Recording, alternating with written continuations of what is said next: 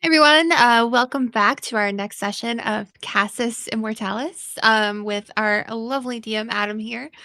We have some fun stuff going on the next couple weeks. Sorry, Nicole, I don't know why you're giggling, but it's making me giggle too. Yawning, actually. Okay. But yeah, we got some exciting stuff going on. Tonight, I'm actually going to be a guest DM with our lovely friends over at Grimstone Gaming.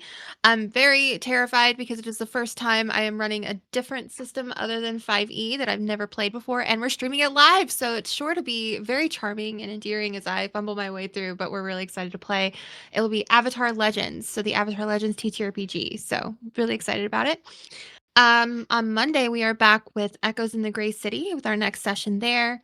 And then we'll be back with Casus Immortalis again on Saturday. We are taking a break in the month of April from our guest DM one shot, but we will be back in May with our lovely friend Mike over at Arcane Circle, who's going to be running Kids on Bikes for us. So we're really looking forward to that too. Signups will be available soon in our Discord. So if you're not in our Discord, what are you even doing? Go get in our Discord. Nicole even posted the link for you, so it's just super easy. 2 clicks. Join our Discord. But anyway, last announcement is I want to wish a very happy birthday to our DM Adam here. Happy birthday. And Adam, Thank you. on that note, it's on to you. Cool. So I am gonna ask you all once again, what do you remember? It's been a little bit, it's been a couple of weeks. So what do you remember from our last session? What is one thing for each of you that like sticks in your mind that you remember? I'm wearing a robe now because we're in a wizard tower, a sorcerer tower. Yes. It's wizard Yes. and sorcerer tower combination. Fitting quite well in amongst the other fresh first years. The automaton were like detected that there were like intruders basically and started. Yeah, like oddly enough, these modrons is a term you've heard before, are like seem to say you're not on the catalog and then just started attacking people. Morta, is there anything you remember from last session? So I remember being upset with a certain animal shop owner. Dandy Rondabon, the not so lovely gnomish explorer that brings back familiars from the wilds and conveniently has his prized familiar with him, Felipe the Fourth, a Tressum. We also were like trying to get that one guy in like to be a teacher. Yeah. Bringing Shush in. Or Nick, is there anything that sticks out of your mind or sticks in your mind perhaps? That I got my own familiar, but it is opposite day with that, and so I have to be very careful in what I say. Yes. You got a familiar, if I remember correctly, bought by Nona for you. A Modron as well, a very, very tiny Modron with stick arms and stick legs and little stick sword, basically a giant eyeball, that named Hex, that does the exact opposite of what you say. And Nona, is there anything that sticks in your mind as well from our last session? Yeah, I remember Nona went and infiltrated the sorcerer school a bit, and that's where she met the orc. His name was I'm a little fuzzy on names. Sylvester, and then his brother was Shush, I believe. Yes. Shush, yes. So they after meeting up with the party, we went and found Shush, who also hates the animal keeper, that piece of shit that we hate so much. And we are heading back to the sorcery tower, and we are back at the ceremony, I think, with Shush and Sylvester. So that's a good spot to reconvene. As you guys arrive in the city of Archery, you take a little detour, avoiding the very long line out front for this holy city, and go over to the Driocht Towers that looms over it. This college rivalry town where buildings and businesses all seem to be divided on who they support, which side. The sorcerers that are associated with the ancestor houses, the old money, and the Herod houses, the wizards, who are sort of the newer, their families derived from heroes, as opposed to just being heritage. You meet shop owners of all kinds, a sweaty water genasi named Dew, who runs a cafe, a badly burnt and scarred orcish man, Shush, that spoke telepathically in your mind, kind of recognizing a little bit of a kinship with you, Morta.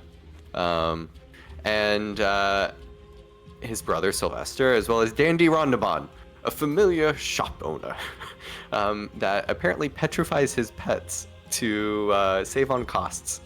And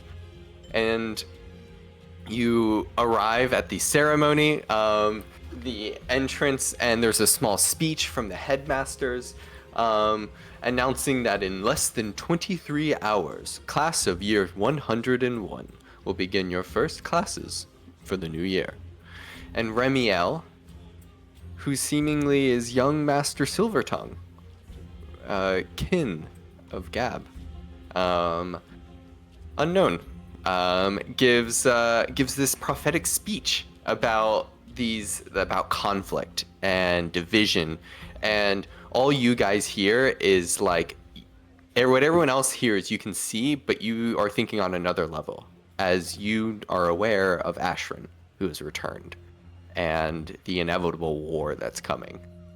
And then in the middle of all of this, the Modrons say you're not on the catalog, and they go to attack.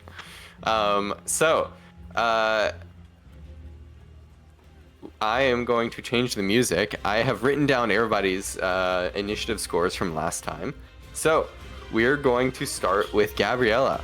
You are on the map. I have labeled everyone. Not all of the tokens look like what the characters are. I just didn't really have time to, have a billion tokens. But the Modrons are all the weirdish looking robot eyeball creatures. And there's bigger ones and smaller ones, different shaped ones. So Gabriella, you're up first. I have labeled all of the NPCs from villagers that are are in this ceremony as well. So Sylvester's here, Shush is here, Dew is right nearby, as well as Dandy Rondabon, and the headmasters and Remiel. So. Can I tell if that Modron? Yep. Is going to attack? It looks like it's going up to attack. Okay. I think I'm gonna go over there to try and protect him. So He's you just a have kid. 30 feet of movement. So 5, 10.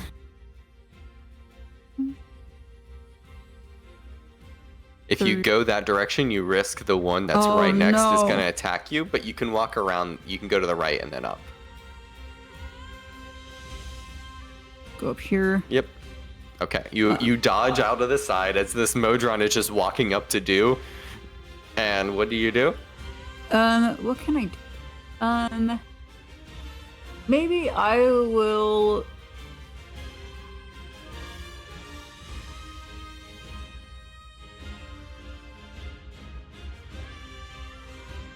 Maybe I'll do the blast at it. Actually...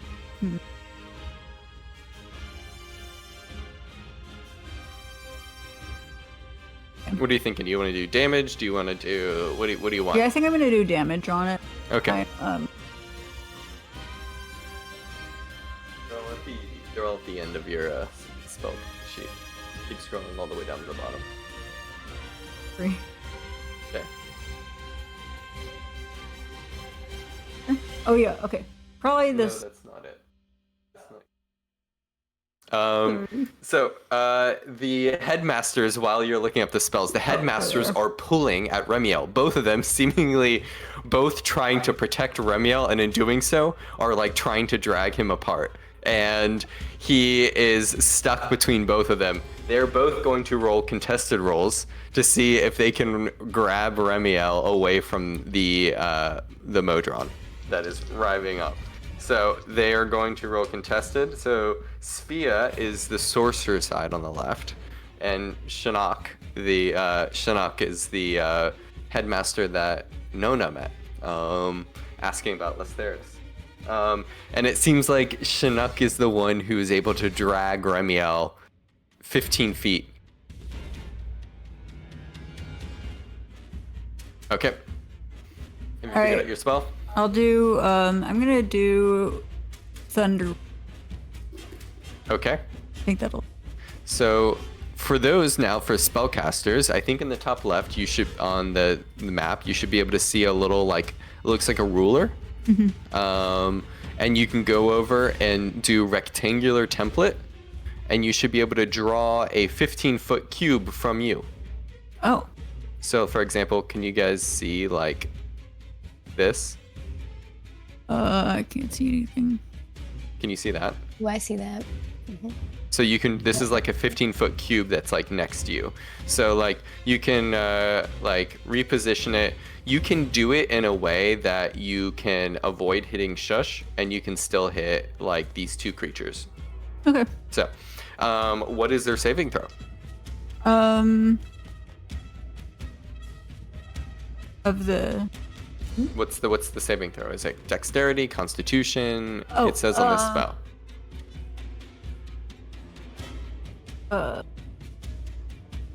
Oh, it's... Okay, constitution. So the big guy is gonna roll, and he rolls a 14 plus 2, which I believe saves, which is like a 16.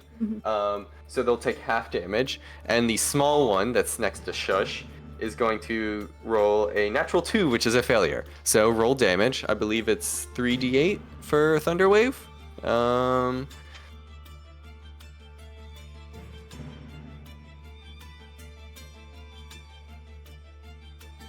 It's 2d8 plus... Oh, it's 2d8. 8. So it's 2d8, so roll 2d8.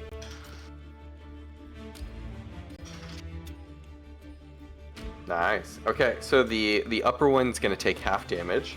So it takes 5. And the quadrone that is next to Shush is going to take the full 10 and is thrown past Shush into the bushes. As it gets blasted, and Shush is like just like looks over in your mind and just hears a thank you. And is looking nervous as Shush is like, you notice in this conflict, Shush moves very like slowly and uncomfortably, like their skin just like hurts and they're having trouble. They just have trouble moving. So this one is knocked prone on the ground, I believe, right? Oh no, it's not. Okay, it's just knocked. But there's this loud echo, and what do you? What's the sound? Look into the camera. Look into the microphone when you talk. Yeah, just like a thunder sound, like... Okay, there's just this like deep bassy reverb that goes out, and everybody just kind of like stops for a second, and the quadrones are all going to go. So. The quadrone, we'll start with the one on the left. These are the squares, or the cubes. So one's gonna attack Sylvester for with its 4 attacks. So it goes 1, which is a natural 14, which hits. Second, that's a 9, which misses. Third, which is that. So with the 2 hits, it downs Sylvester, and Sylvester is bleeding out. And I will target their way to like, we'll just, there we go. Sylvester is dying out on the ground right now. And then it finishes knocking him out and then goes over towards you and takes its last attack against you, sorry. And it will roll a 20. That definitely hits. So, I'm not rolling damage for the, I'm doing like average damage for the, when they're attacking people that aren't you. So, that is 4 damage against you. or force damage as it takes out this like clockwork spear, this like clockwork like sword out of its like holster, and then just like sort of unerringly just stabs forward a little bit slow, but in a way that's kind of hard to avoid, and pokes you and does 4 force damage. This next one's going to attack Do for hits, and then knocks out Do. That is 3 of the attacks it needs to knock out Do. And Do is bleeding out on the ground. It is then going to go towards you, Ornick, and it's going to take its final attack for a 20, which I believe hits. Oh yes. You'll take 6 force damage as it slams its sword into your side, and then one of them goes after Dandy Rondabon. 1 miss, hit. They can hit him.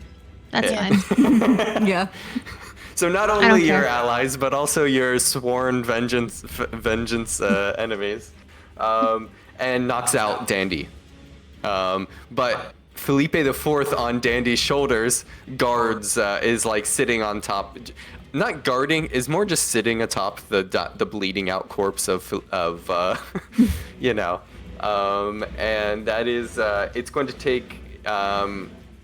It looks at the Tressum for a second, and then seems to ignore it, and then moves forward towards the others. Actually, no, this one, the closest. Yeah, it's gonna go after the headmaster. And it misses its last attack. So Dandy is out bleeding on the ground. Very quickly, sorry, I need to figure out how to there. Okay. And then the last one is going to attack Shush with its, it gets up out of prone and goes to attack Shush, which is a miss, hit.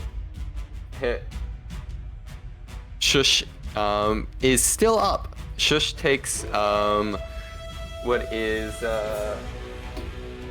like close to like half health, looking bloody. So I'll put a little blind thing to show that Shush is looking hurt but not down. Now, that's everybody. Ripple, you are up next. You see very quickly these things just catching everyone off guard, knocking them unconscious. What are you doing? All right. Well, I had a plan, but I can't go with that plan. So plan B is going to be I'm going to very quickly cast Spare the Dying. Just pull a little bead off of my vest and roll it towards Do to keep Do okay. And then I'm going to take another bead off of my vest using a bonus action, toss it up in the air, and kind of like a ethereal iris and pupil appears behind me. I'm casting Sanctuary on myself. And I'm running between the two of... Oh, geez. I have the wrong cursor selected. Between the two of these guys. Okay. To see... Oop. To about here to see if I can force attacks of opportunity on me. Okay.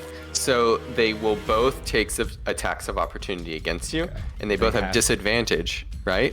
I think they have to... let's see. Or they have to save on a wisdom saving throw to target you? Yeah, a wisdom saving throw to target. Okay. Wouldn't you guess these guys aren't particularly wise. And it is a natural 0 for the saving throw. So the first one, what do they have to beat? A 13. First one rolls a 16, which is the one next to Gab. And the second one rolled a natural 1. As it goes to swing nearby, and it just it stops for a second, like the logic in his head is confused by the magic that you're repelling it with. Yeah, so the eye one looks gets at it as it attacks. The eye? Yeah. The eye. Oh, the eye that's floating sort of behind hovering. Me. Yeah, okay. That is the sanctuary spell. The other one's going to take in its attack against you and rolls a 14. That does hit because I don't have my shield out. Okay. You take 4 force damage. Okay. That was your action, bonus action, and some of your movement. Anything else? Yeah, that is. I'm assuming everything I can do. If I have a little bit extra in this turn, I'd like to see if I can notice anything identifying on. Is it Remiel? Like a piece of jewelry. Remiel? Yeah, Remiel, like an earring, maybe like something that would be visible to me this far away that is unique to him.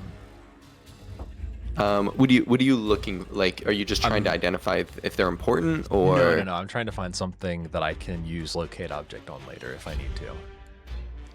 Something that's unique to what he's wearing, like that is his, that I can focus on trying to find. Later. I see what you're saying. Make a perception check. Okay. Oh boy. What a neat idea. Perception 8 total. Okay. It's a little bit hard from this distance. Okay. Regardless, you could probably you haven't found anything like iconic, but there you go. Sounds good. That's the end of your turn. The pentadrones are going to go now. The large 5-petaled sort of like modrons that you can see like this sort of like mist coming out of like the top of their head. It's like almost like a flower, like what is it? Is it Vileplume, the Pokemon that's like, is Vileplume the one? No, am I right? Yes, like Vileplume, the Pokemon. I don't know any of you who play Pokemon, but this petals like unfurl, and then it starts spinning around, whacking people with its 5 portions, and then it is going to first, as it starts to spin up, it is going to shoot out its paralysis gas as it just goes and, like a cone, is going to hit Remiel, Shinnok, and other creatures as well. But those are the 2 big ones. So both of those are going to roll Constitution saving throws or be paralyzed. Remiel rolled a natural 5. Remiel is paralyzed and stuck in place. And I will put... There you go. And then Shinnok is going to roll with a success and is not. That is, they take no damage from it, but the Remiel is now paralyzed. As you see this sort of mist is like hissed out, and then Remiel just kind of like freezes up, like rigor mortis almost, stuck in place. As it now is like its petals are spinning faster and faster, like it's going to attack. This next one just goes next to this what looks like a parent. It looks like a parent of one of like the wizard first years, and just eviscerates them.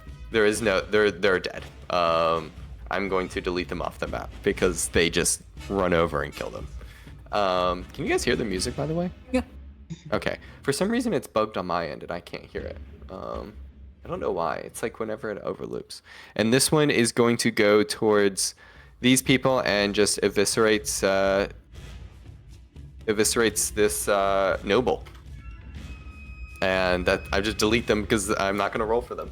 They have 5 attacks. So turns out you guys notice a pattern. They seem to have an amount of attacks akin to how many eyeballs they have. 5 eyeball, or sorry, the like sort of shape. If it's like a pentadrone, quadrone, tridrone. So end of turn, Morta. Time to kill some stuff. What are you gonna do? Please let me kill some things. Okay. Well, I'm over here, so I'm just gonna run up and stab this thing right in the eye. Okay. What are you gonna stab it with? Dagger? Okay. Daggers. My daggers. Using special daggers or just your normal daggers? I'm just gonna go normal daggers right now. Okay. No fun psionic daggers yet. Their AC is 16. Their AC is 16. Okay, so let's... Sorry. 14. And then, I'm sorry, I add my dexterity bonus to my roll, right? And then anything else? You'll add dex plus your proficiency. So what's your dex modifier? 2. So you would add 4 to your attack. 4. Okay, so 14. Okay, you hit. That's the AC. So Finally. you get sneak attack on this attack because Ornick is threatening. Yes, right that's next right. to That's it. right. So that means I get to attack again, right? Or does that mean? Well, first we'll deal your first damage and see how much damage you do. Right. 1d4. Did 1 damage. Well, and then add your sneak attack. Oh, right, and then add my sneak attack. And that's enough. Well, you rolled a 1 on your dice. Yeah. So 1 plus 2, so that'd be 3 piercing plus. Plus 4. So 7 damage. How much did you roll for sneak attack? That was the 4. For sneak attack, right? Another d6, 1d6? I know. I believe Rogue 2024. Sneak attack's either 2d6 or 3d6 at level 3. Oh. It is level 2d6. So it's 2d6. Oh, my bad. Okay. Just one more roll. Another, and a 5. So that would be how much total? That was 7 plus 5, right? 13? So 12? 12, yes. I know how to math. Okay. This thing is looking rough now. You've dealt, like, it is halved as you take a dagger and you shear off one of its, like, sort of metallic wings that are sprung up, and we see oil just, like, leaking out of its side. Well, it's partially oil. It looks kind of like a mixture of oil and blood. There's some biological, like, elements to this, like living components, but it is not looking good. So that is that one. And are you going to do anything else? That was your regular attack. I believe you can make a secondary attack as part of your dagger ability. Yes, I would like to make a secondary attack. So make another roll. Ooh, yes, 17 plus 4, 21. Yes, it does. So you'll deal just 1d4 damage. And that's a 4. Nice. Okay. Looking pretty hurt now. It looks like you could probably be toppled. As you take your dagger and just kind of like nick it, where you see like this like a vein like amongst its metal leg, and there's just more of this weird blood oil starts to leak out. Anything else? That's it. Okay. And I laugh in its face. I laugh in its face. I'm looking at my notes and I can't figure out. Oh, Ornick. Sorry, I was like, what is this Ormic character? I was like, what is this? Ornick, what are you going to do? So, one that's right in front of you. There are others around. I mean, I don't want to have attack of opportunity, so I'll probably You won't. They attack me. They already attacked. Okay, they did. All right. The path. Cool. Then, yeah, I'm going to step back so that I can firebolt when needed, and just like go back there, and I'll go ahead and firebolt. Okay. The one that was closest to me. How do you think Ornick like summons their firebolt as this sort of dragonborn? Well, I don't know, because like she is a what did we say? She's a golden dragon, and has resistance she's like to fire, I believe. part dragon. But, yeah. Well, yes, exactly. But there are cold dragons, you know. Yes. There are, yes. But yes, your native, I think, is fire. Your sort of native element. Yeah. So yes, you summon inside her, and then she can summon. Yeah. As you shoot out this firebolt, this blast that streaks past you, Morta, and then roll to hit. That is 11. That is going to miss, unfortunately. That was natural 11 or with your bonuses? No, we're should be D20 plus like 4 or 5, I think, is your roll. Yeah, I believe it's +5, and I think so. just I'm pretty. lost Almost everybody is usually that. +5. Yeah, so that would be a 16. 16 hits. Roll damage. Okay.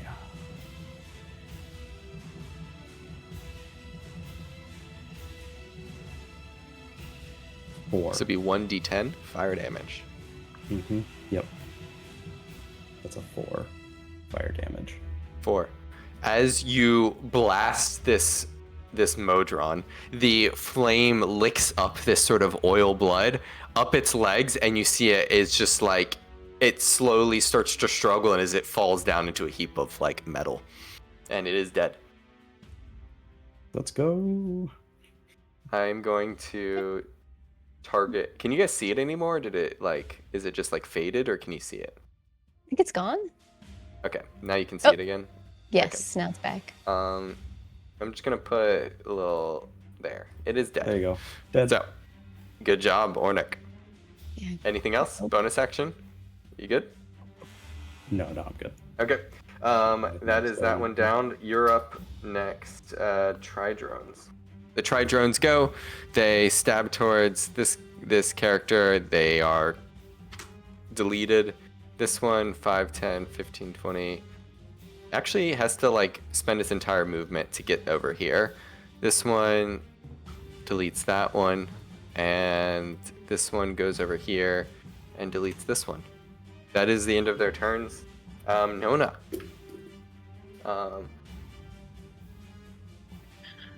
Okay. Nona is having a lot of feelings right now because she's been helping Sylvester and Shush, and they're just not doing great right now. Dew so is, she... I believe, is no longer bleeding out. Just to clarify, I know you didn't say Dew, Sure. but I just want to make sure, right? Okay. Yeah, I'm gonna 'cause- mark them.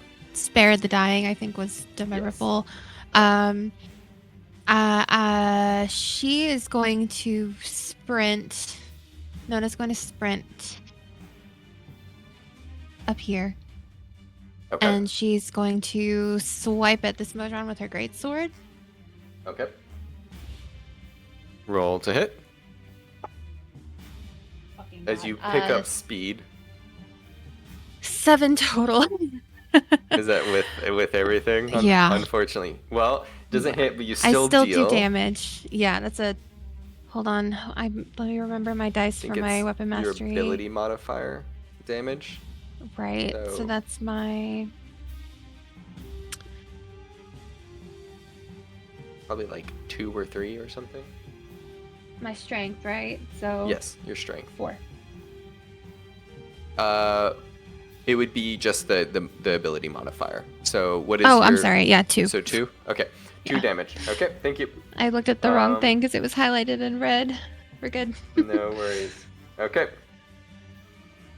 That was your attack, and that was part of your movement. Do you have a bonus action or anything else? That's it for me right now. Okay.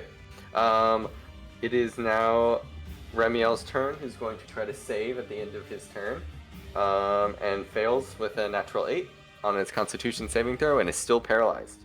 Gab. Oh, okay. We're at the bottom, at the end of this. At this moment, you've basically seen like one side where like it's just been these Modron's constructs that have just attacked, and both the sorcerers and the wizards, these are not incompetent mages, as they both start to pull back on either side. One of them runs up and grabs Dandy, stabilizes him, and starts to pull him back. Well, we'll make a roll. We'll see. Can they roll a medicine check? Oh. With a natural 3, Dandy is not stabilized, but they Good. drag Fuck. him and the Tressum Felipe IV back. And the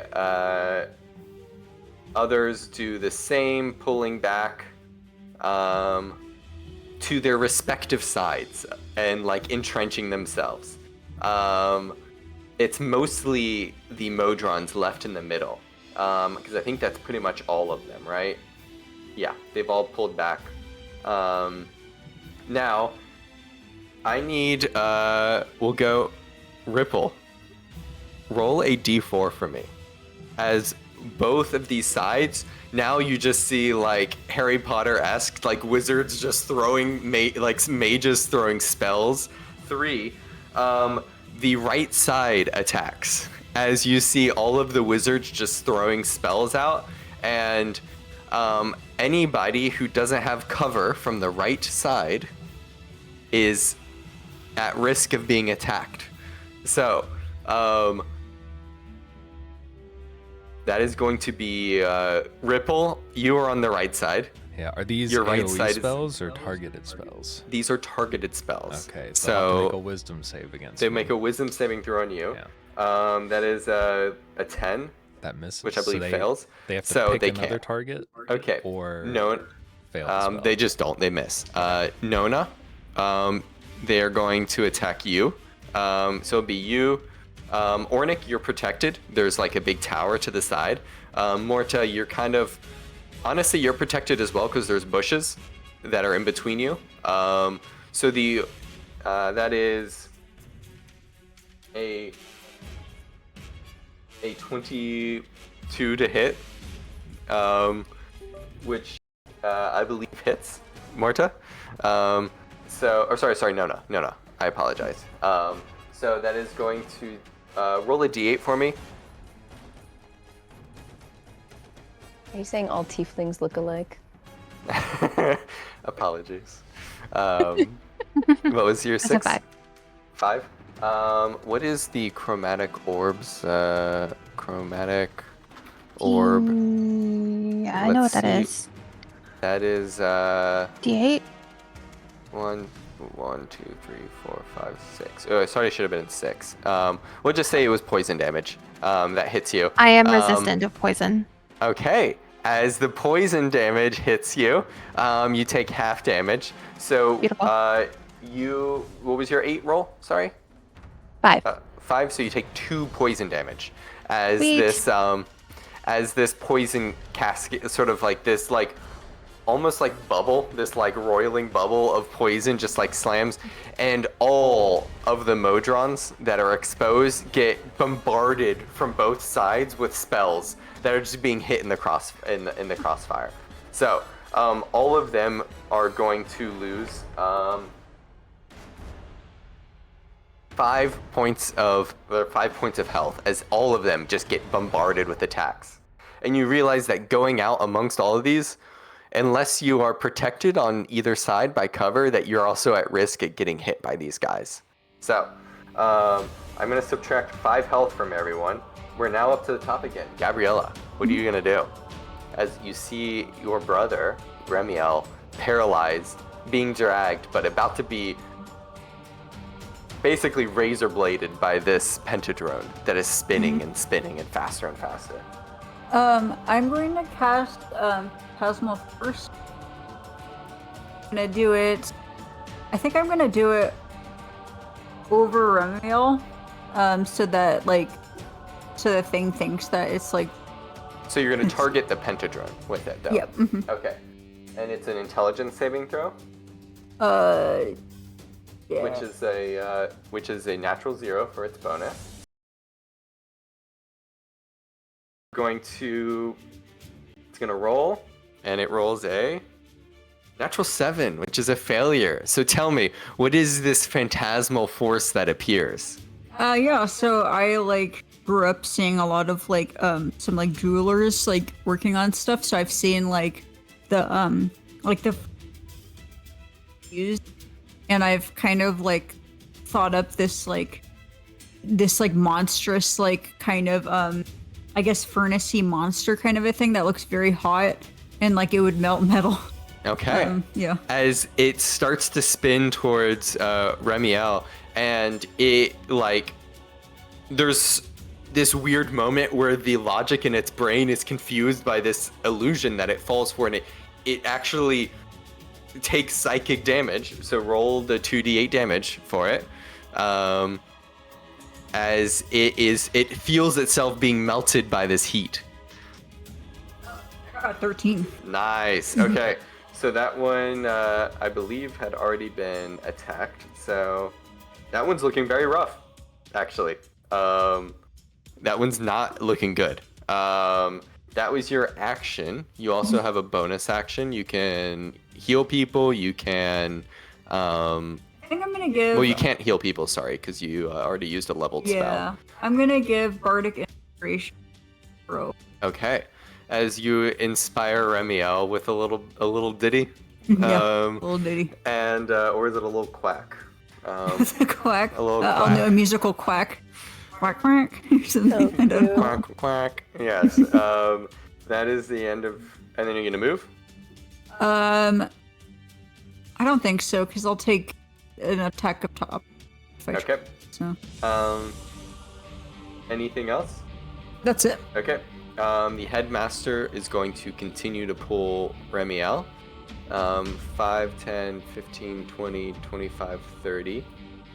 Dragging Remiel all the way away.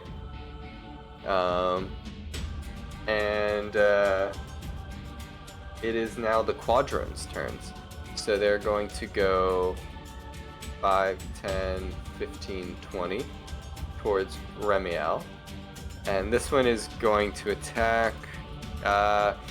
We'll say D6. It will be either Nona or Gabriella. So 1 through 3 is you, Nona. That's a 1. Nona, it goes after you. It is going to take its 4 attacks against you. The first one, Nona, is a 23. Second one is a 8. And then a 16. Does that hit? Yeah, because my AC is 16. All right. And then Beats a it, 12. beats it. So 2 hits. So you will take 4 plus 6 plus 4, so 10 force damage. And it's just like, it's not perfect, but it's just like hitting in patterns that are very like biologically difficult to move your body away from. You take 10 damage. It goes to attack Remiel, as that is the closest creature to it. Shinnok is going to... can't really do too much. That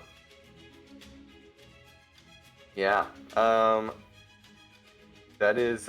it rolls its 4 attacks with a 14, 15... It gets advantage on all of them because he's paralyzed and knocks Remiel unconscious. And Remiel is bleeding out. I'm not going to use that one, sorry. That one. So, Remiel is bleeding out. That is the end of the Quadrone's turn. It is now your turn, Ripple. All right. Remiel is no longer bleeding out because I'm going to cast Healing Word. Okay. Bonus action. What is the range on Healing Word? 60 feet? 60 feet. 30 feet? Yeah. Okay, 60 yeah. Easy enough. As you shoot over a bead of water, or... Okay. Yeah. As you guys see this like bead of water just soar through this bead, turn into water midair, soaring, and then just like go like, and you see Remiel kind of like come to. Still paralyzed but conscious. That was your bonus action. Yeah. Anything All else? right. I'm gonna step forward a little bit. 1, 2, 3, 4. Can I make out what he's wearing now with an action? Like something identifiable that is unique to him. Sure. So at this point, you see that Remiel has like a little lapel that is indicative of. You can see like looks like something silver on like just this little like pin that Remiel is wearing. Probably associated with their family. Okay. Silver I'm gonna tones. burn that into my mind and then turn back around. Okay. Oops. And that's where I am. That was your bonus action and Yeah. movement. Anything else? You have still an action. If I can use my action, yeah. Oh I yeah. assumed I was That using wasn't it an to, action. like, That was just you look at trying to him. identify stuff. Okay.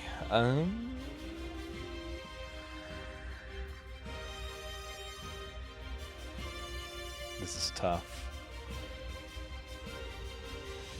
So you get a sense, guys, by the way, that these creatures attack whatever is closest to them.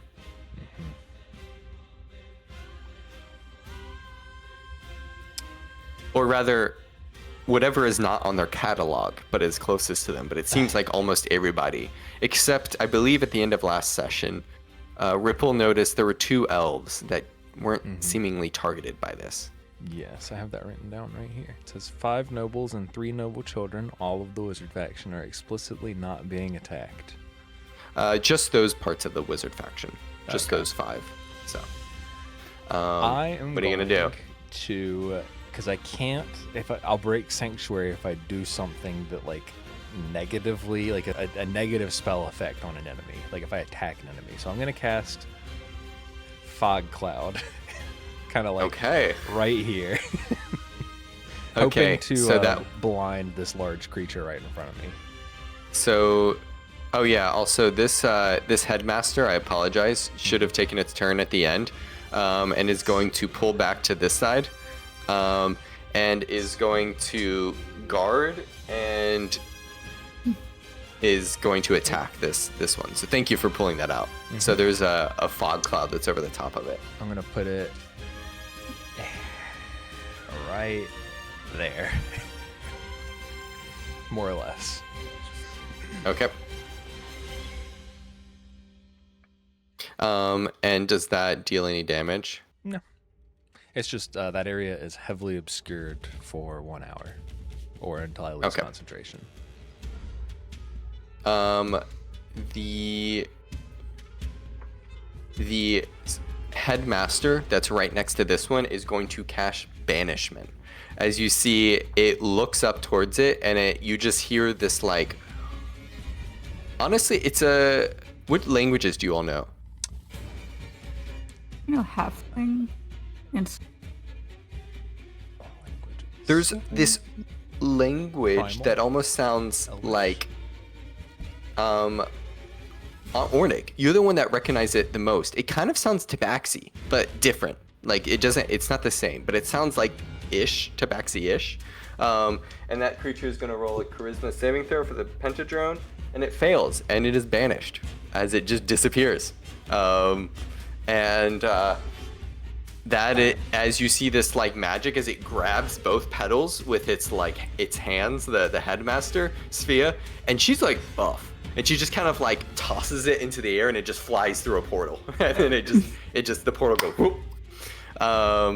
There's a fog cloud over here as Ripple heals Remiel, brings Remiel back up,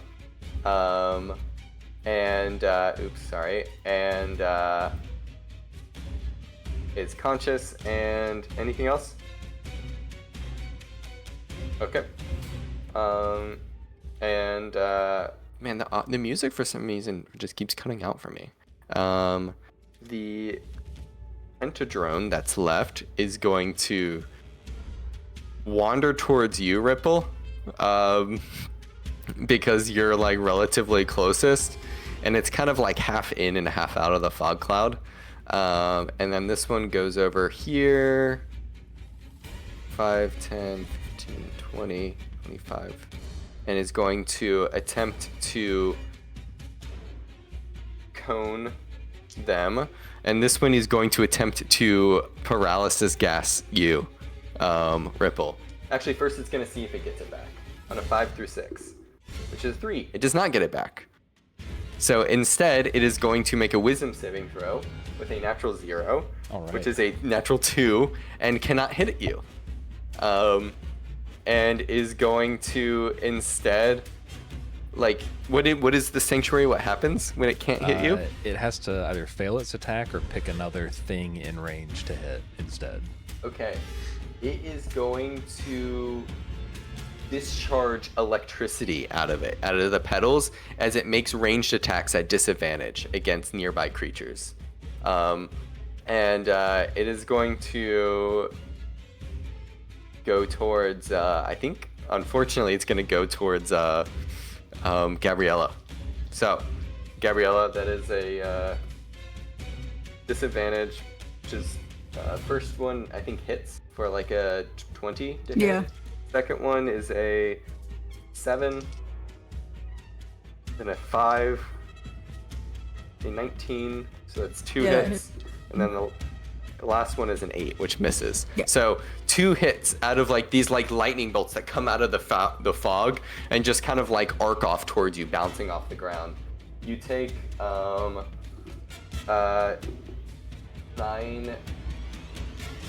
You take 11 lightning damage as this thing like shoots off towards you. That is, and then the others are going to roll Constitution saving throws first, which is success for Remiel and the headmaster. They are not knocked unconscious or not paralyzed. Morta, what are you doing? Okay, so this guy is gone in front of me. I want to run up on... This one's looking really rough. I'll mark the ones that look rough for you all with a little malnutrition sign. There you go. They look rough. This one looks rough. And this Run up one, on this I believe, is starting to look a little rough. Yeah, I just want to run up on this guy next to Shush and stab him.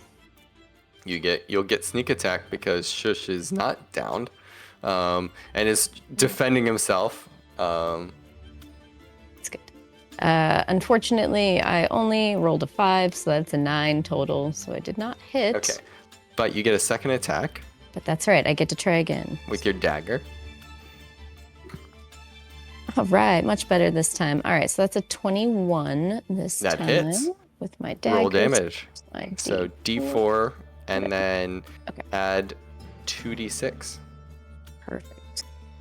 1, that's 3. And then 6 total. 9 altogether. This one is downed as Yay! it is no longer malnutrition. As you slash another one, knocking this one down, you've now found a pattern amongst its legs as you just go after this vein, and it just gushes out. And Shush looks at you, and you just hear a "thank you," as he's like sweat is dripping down his face, and is able to kind of like start to shuffle away and escape. Yes, please take care of yourself. Shush is gonna like pull into the bushes, very like Homer Simpson, backing away, and just gonna like pull into the bushes and hide. And that was your attack action and some of your movement. Any else? I would like to. Can I use my bonus action still to dash then? You can. I would like to dash up to these guys. Okay. There we go. As you position yourself and the other guys on the other side of this quadrone, Hornick, what are you gonna do? There's this massive fog cloud that's like partially obscuring these creatures, but you can see Shush has pulled himself into the bushes away and is like looking distraught, but safe. What are you gonna do? Sylvester is bleeding out, by the way, so this is not to tell you what to do, but Sylvester is like partially in the fog and is No, I should have used my saved on its first death saving throw. So Okay. I will go ahead and yes. Which one is it? Healing word, I believe, that is the bonus action. Okay. If you have it. Yes. Yes, Okay. I have that. So Sylvester, are you doing it to Sylvester? Plus. Okay. Sylvester comes too. There's a little bit of Sylvester, enough peeking out of the fog cloud. It doesn't fully eclipse him. And is conscious again. That was your bonus action. You still have your movement and your action. Do you want any rolls for healing, or is that just to stabilize? No. We'll leave it alone. They're now out of kind of like conflict concern because they're far enough away. So, and they're gonna pull themselves into the bushes too. So. Yeah. Okay. And...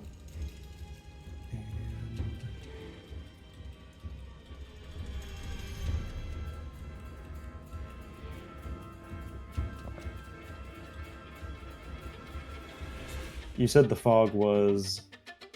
Sorry. In the very middle of the... Where, can you see it in the middle? Yes, I see. Yeah. Yep. Now I see it. So, it was definitely not showing up earlier, but yes. Any creature that's fully covered by it, you'll have disadvantage to attack. with like attacks because you can't really see it that well. But the big one you can see because half of it's still uncovered. You could also try to go to the right and get a look at the group of Modrons and stuff that are on the right, or you could stay in the center.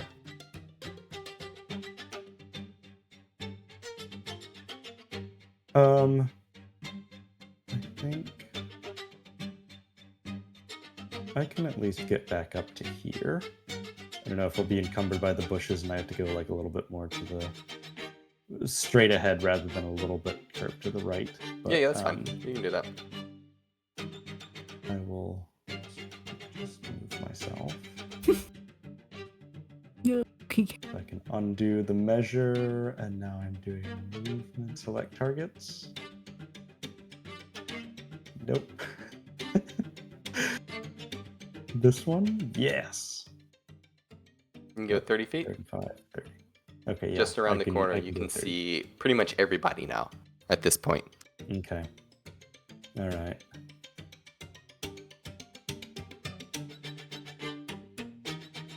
Is this is a baddie as well? It is a baddie.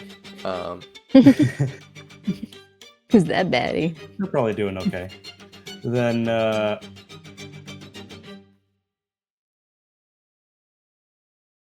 still get you. Pretty much all of them are within like normal ranged attack range. Okay.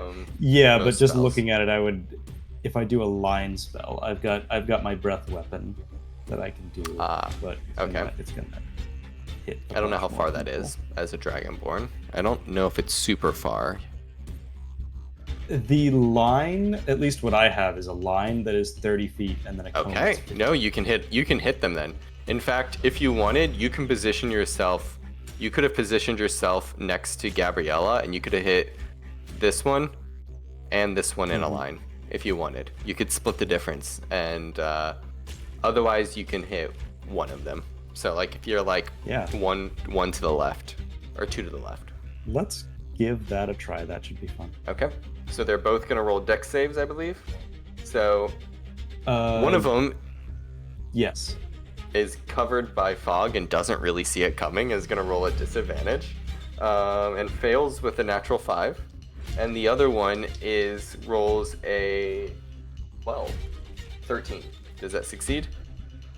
12, so yeah, 13 succeeds. Okay, so the big one fails, the smaller one succeeds. How much damage does this do? This is a 1d10, so that is 5 damage. Okay. This big pentadrone is looking very, very hurt. It is barely holding on. And the other one takes half damage, I believe. On a failed save, takes the full. Yeah, on a save, they take half as much damage. Okay. That is the end of your turn. The tri-drones are going to go. They're going to go run to blah, blah, blah. They're basically running all the way over here to get to the closest, to the headmaster. And just curious, can I do that again? I lose a number of time equal to your proficiency bonus. So, like, I can use it twice before a long rest? I haven't looked. Let me look real quick. That is breath weapon. Blah, blah, blah. Yes, you could do it one more time. Okay. So, for a long rest. Cool. They are going to run, and they're going to. This one's going to go after you, Morta, and it goes to attack you with its 3 attacks. So first one is a 7.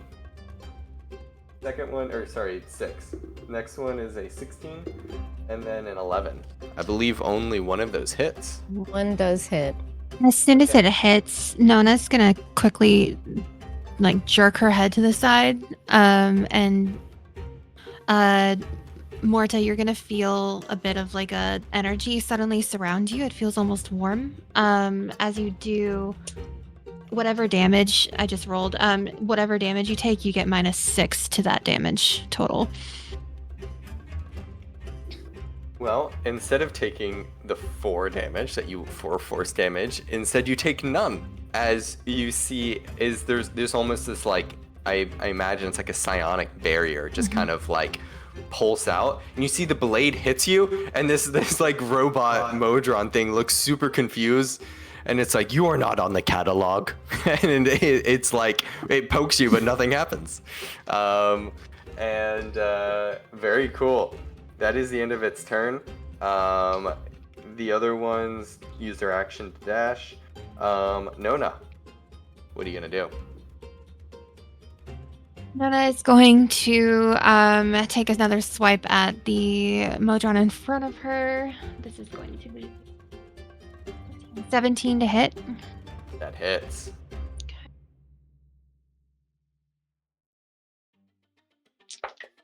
And that is a total of 7 slashing damage. No, 9 plus 2. So 9 slashing how do you damage. Kill this robot that is like spins at like spinning his sword, poking you from the fog. Nona's going to take her great sword and with both hands just swipe it down, and it cleaves it in half almost as it just kind of.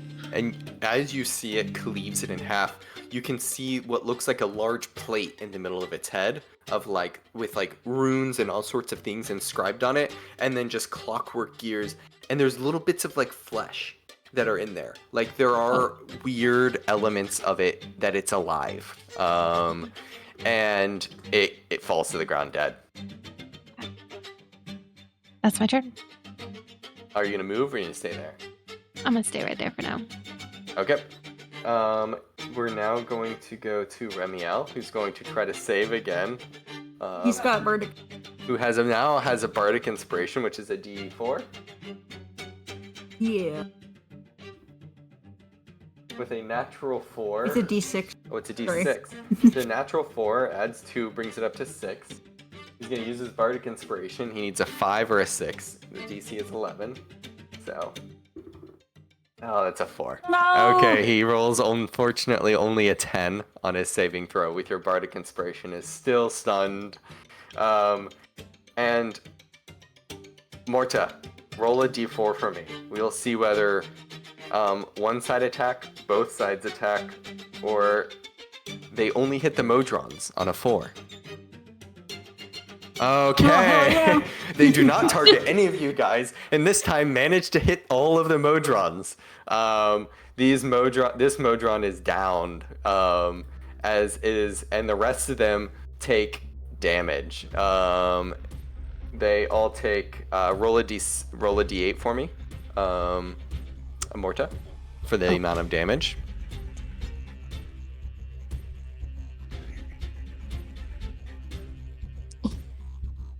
Five. Okay, very good.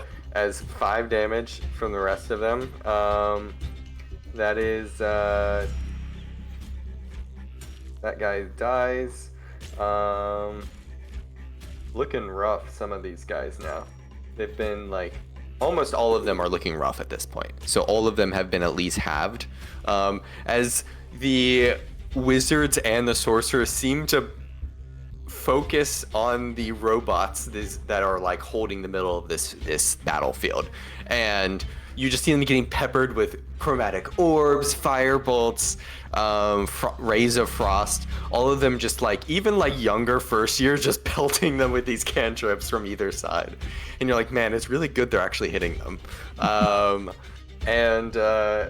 That is the end of their turn. We're back up to the top with Sylvester, Shush both pull themselves away to safety. That is the end of their turn. Gabriella, what are you gonna do?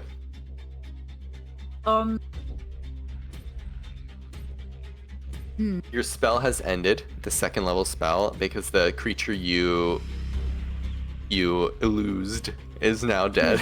Gone.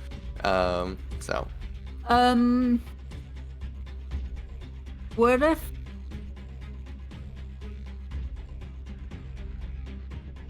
I haven't seen do anything? Can I like Do is unconscious on the Oh, ground. he's unconscious? Do is unconscious. It's not to say Do Can I like help. revive him? That would require a spell if you have like a healing word. Yeah, I have healing. Okay. Probably do that, but I'm gonna do it. So it is.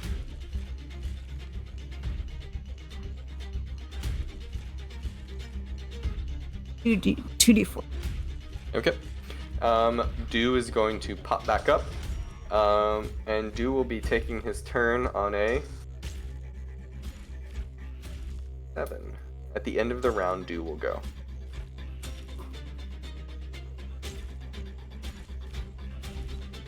As Do is now conscious again. I'm going to remove that. So, that was your bonus action. You still have your action, your movement. What are you going to do? Honestly, I think I'm gonna pull back for a bit because I'm pretty low on health. I think I'm gonna. Do you have any ranged attacks, or is it just... Oh, I guess that's a good. I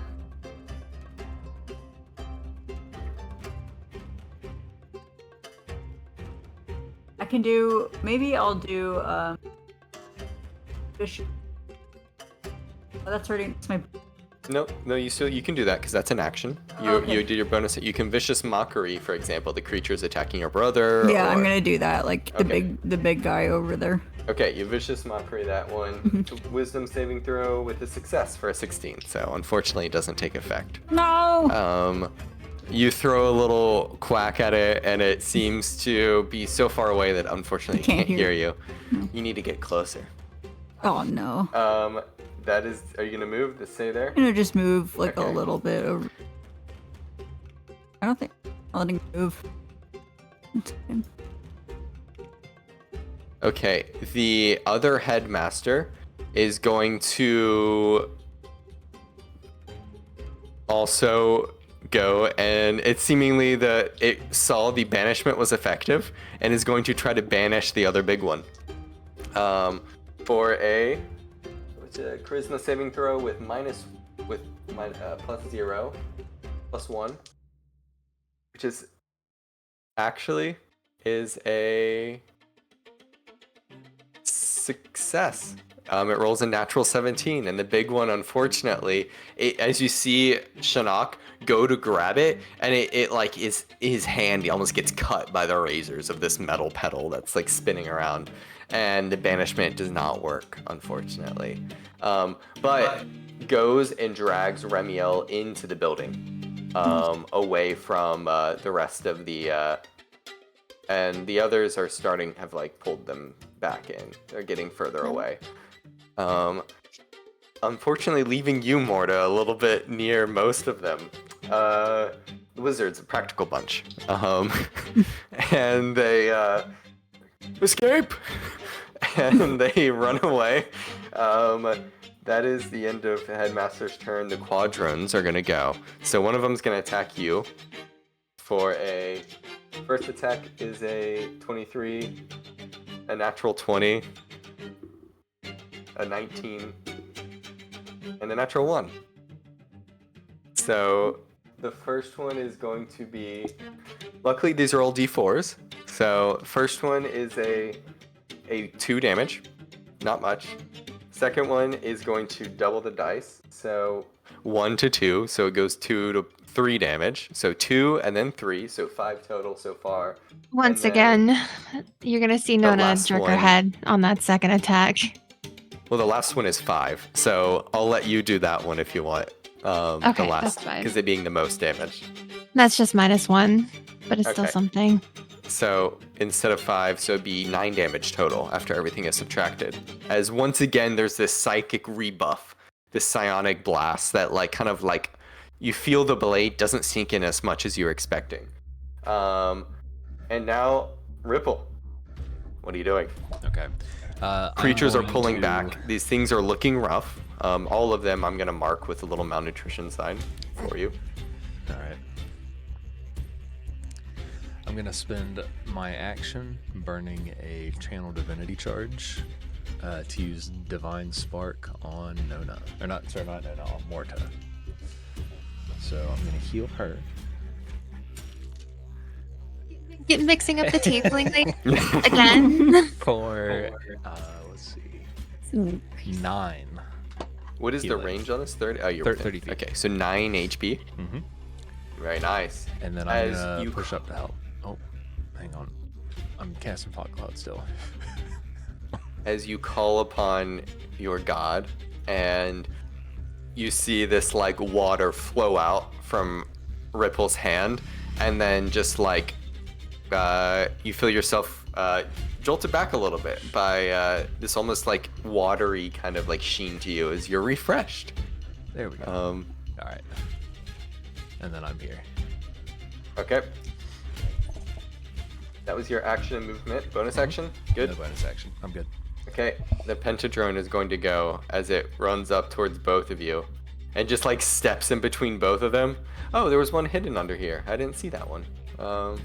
It got hidden underneath the big petals.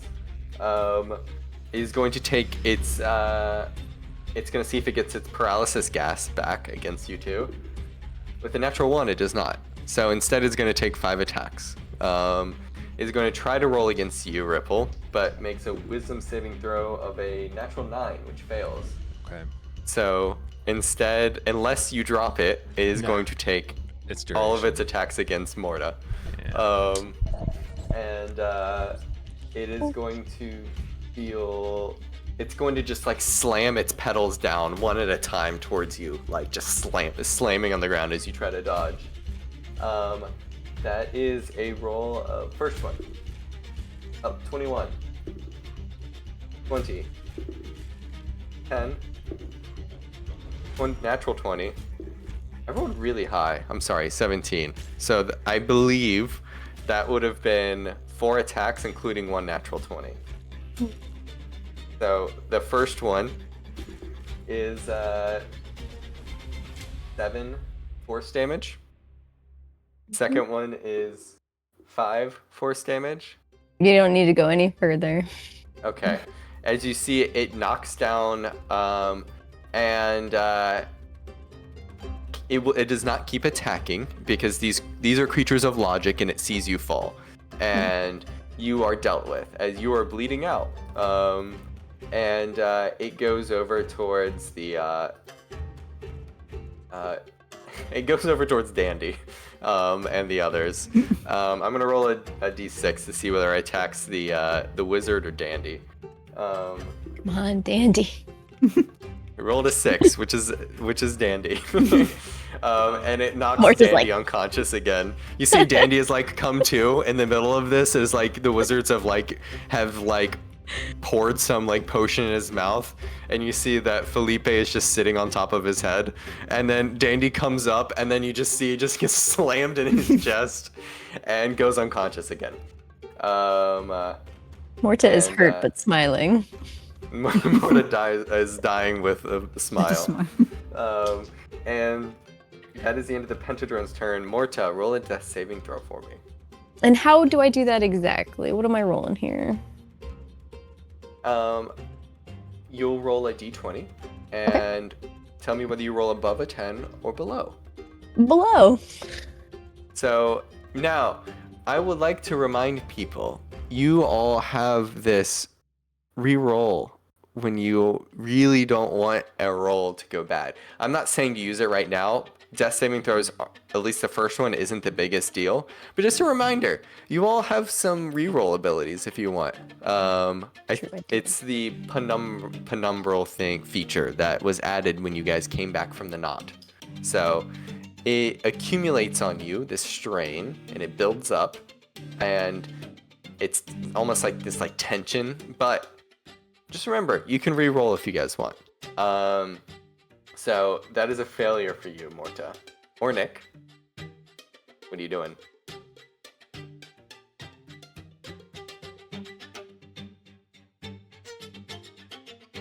Oh, I you're can hear muted. you, sorry. Sorry, yes. Try not to make too much noise. Let me see if I can.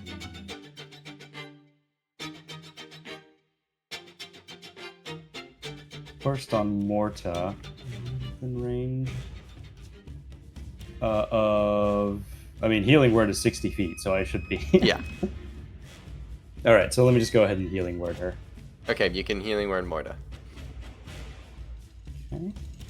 And do you want me to roll for the healing? Yes, At all? yes. For your friends and allies, roll 2d4 and then add your Sure. wisdom modifier. So that's 3, 4, and +2. Okay. So 9. Okay, you come back up with 9 HP, Morta. As you see Felipe not Felipe, Dandy getting slammed by this pedal, and as your head kind of comes to, Thanks, Ornig. as a small wind brushes like leaves and other bits of like natural elements over you and brings you back up. And that you still have your action and your movement. Anything else? Yes. Ornick? I was I'm trying to You're here. So this is I'm going to go ahead and cast Moonbeam. Well, you can't unfortunately cast 2 leveled spells in the same turn. So healing word being a leveled spell. Even though it's a bonus action, you can't do both in the same turn. Oh, is that it? Okay. Unfortunately. Okay. Well then, just firebolt one of their asses. But I know you were also looking for another breath opportunity. There is a chance to line them up again as well if you wish. I know it's a little bit hard to see around stuff, but you can either firebolt to stay further away, or you could try to get closer and then line them up. Kind of like that. Just a little more.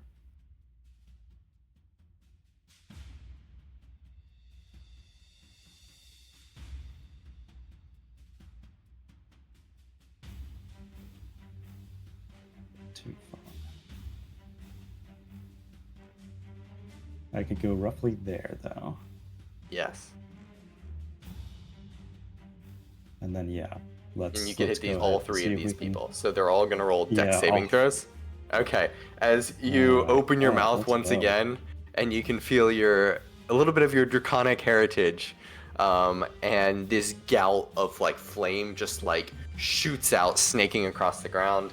Morta, as you see it, as you come to, the first one on the left rolls a natural 8, which fails. The other one rolls the middle one rolls a 16, which succeeds. And the big one rolls a natural 19, which succeeds, unfortunately. So those last 2 take halved, but the first one takes full damage. So roll your damage. Okay. That's a 4. There's no adding to it? No, I think it's just a D. So this Tridrone is incinerated. And the other 2 take more damage. And they're still not looking great. This big one now looks like it's half. And that is your action, bonus action, and movement. That's it. The Tridrone is going to go towards you because you presented an opportunity instead of Ramiel, and the other ones are going to attack Sophia, which is 6, which is missed for those 2 against, or for its. Does a 12 hit you? Ornick. I'm scrolling. Your AC. Yes. Sounds like it. It seems low. I thought that my AC. It's 12. Yes. Okay, So so does you 12 hit me at 12? Well, yes. If it meets it, it beats it, Okay. as coined by Evan. So you take 5 force damage as it like takes a spear, like 2 of its spears, and just like stab towards you, and then you dodge both of them, but a third one that it pulls out on its third hand because it's a Tridrone, and it goes and stabs over its back, almost like a scorpion sting. And the other 2 next to Sphia are going to. Sphia pulled. We'll say that for the sake of that, Svea, it takes attacks against Svea, and they miss. They only hit 2 of them, and Svea's looking fine. She takes like these slashes that most of you guys can't see because it's kind of on the other side of the battlefield. Nona, what are you doing? Nona is going to sprint across the way. Okay. I guess that's as far as she can go. Let's see. It's really as far as I can go. Give me 1 second.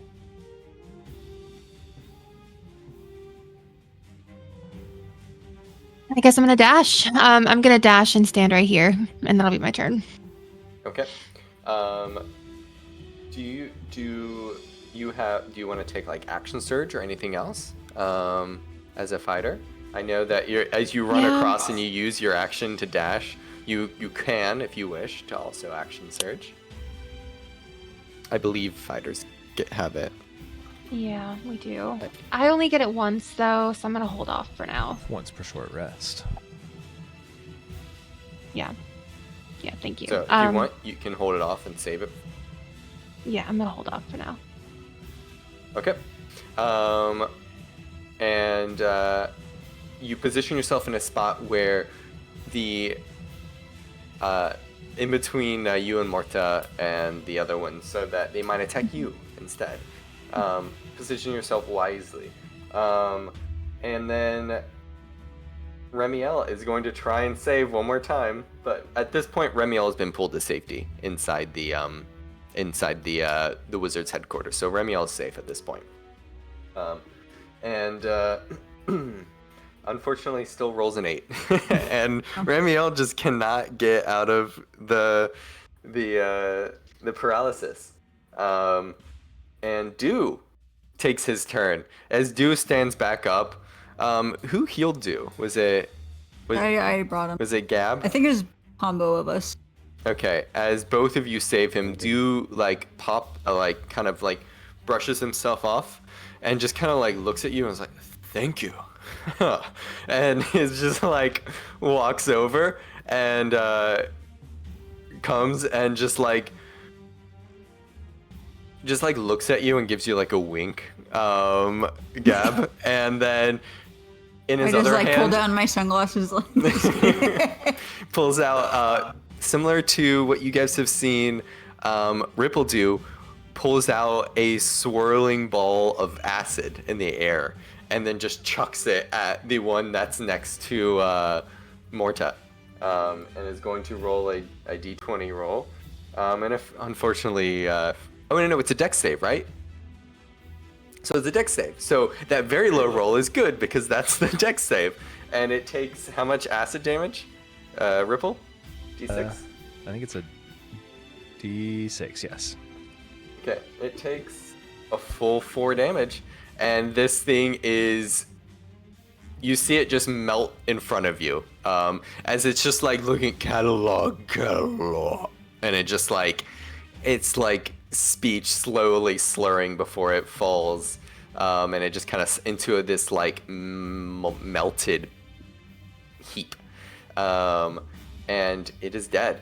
As Dew gives you a wink and then just like, gotta go. And just run and then starts to run. And that's Dew's turn. Gabriella, you're up next. I think I'm going to do a combo of things. I think I'm going to pass... How many bardic... That's a you question. I'm not sure. I believe you have more. You have 3. So you've used 1 today? Yeah. Okay. I'm going to do 1 at Ornick. Okay. How do you inspire Ornick? Like, you got this dragon growl. Yeah. you feel a little bit of magical boost the next time you wish. And then that was your bonus action. You still have your action and your movement. I think I'm gonna do just move a little, like slightly closer here. Okay. And then I'm just gonna do vicious mockery. that. Okay. One He's going to roll a wisdom saving throw, which fails for a natural 3. So roll your damage. I believe it's 1d6 and has disadvantage on its next attack.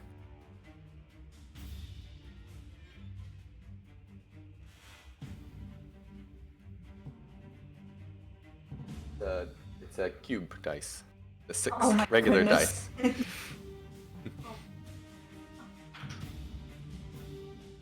Okay, he takes 2 damage. It all adds up. And that's the end of your turn. It is now the headmaster's turn, who pops its head back out, having got Remiel to safety. At this point, the other headmaster just like reaches out and just destroys both of these. Let me see. Actually, what spell does it have? Give me 1 second. It has. Does not. The sorcerer one does not have a lot of damage, but instead just like takes its fists out and she just like slams them onto either one. Rolling a what is that roll? That is a plus. Yes. So 15 and 24. Yeah. Both of them are just like, as she slams down, you guys just hear a crunch from the other side of this like fog wall, and both of these tri-drones are destroyed on the other side.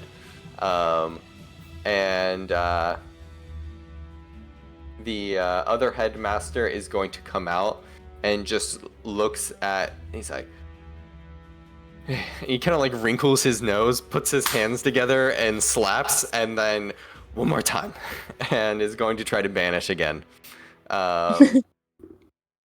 And they roll a natural 5. And the big one disappears. And these are not creatures native to this plane. And as a moment of, we will say in this last bit, as you guys come to, there is only one tri-drone left at this point. And a key component of the banishment spell is that if they're not native to this plane and they last the whole time, I believe they're stuck there. Right? I need to... I think so. I think so. So I have not used this spell in 2024, so I'll make sure it's not changed. But oh,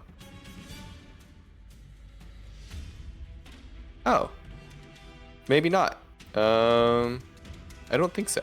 Maybe it just they stay away. For now, we'll just say they stay away because these are high level spellcasters, and I think that's what the old banishment did. So it is the end of combat. As you guys all come back to, come to, the last of the Modrons are dealt with.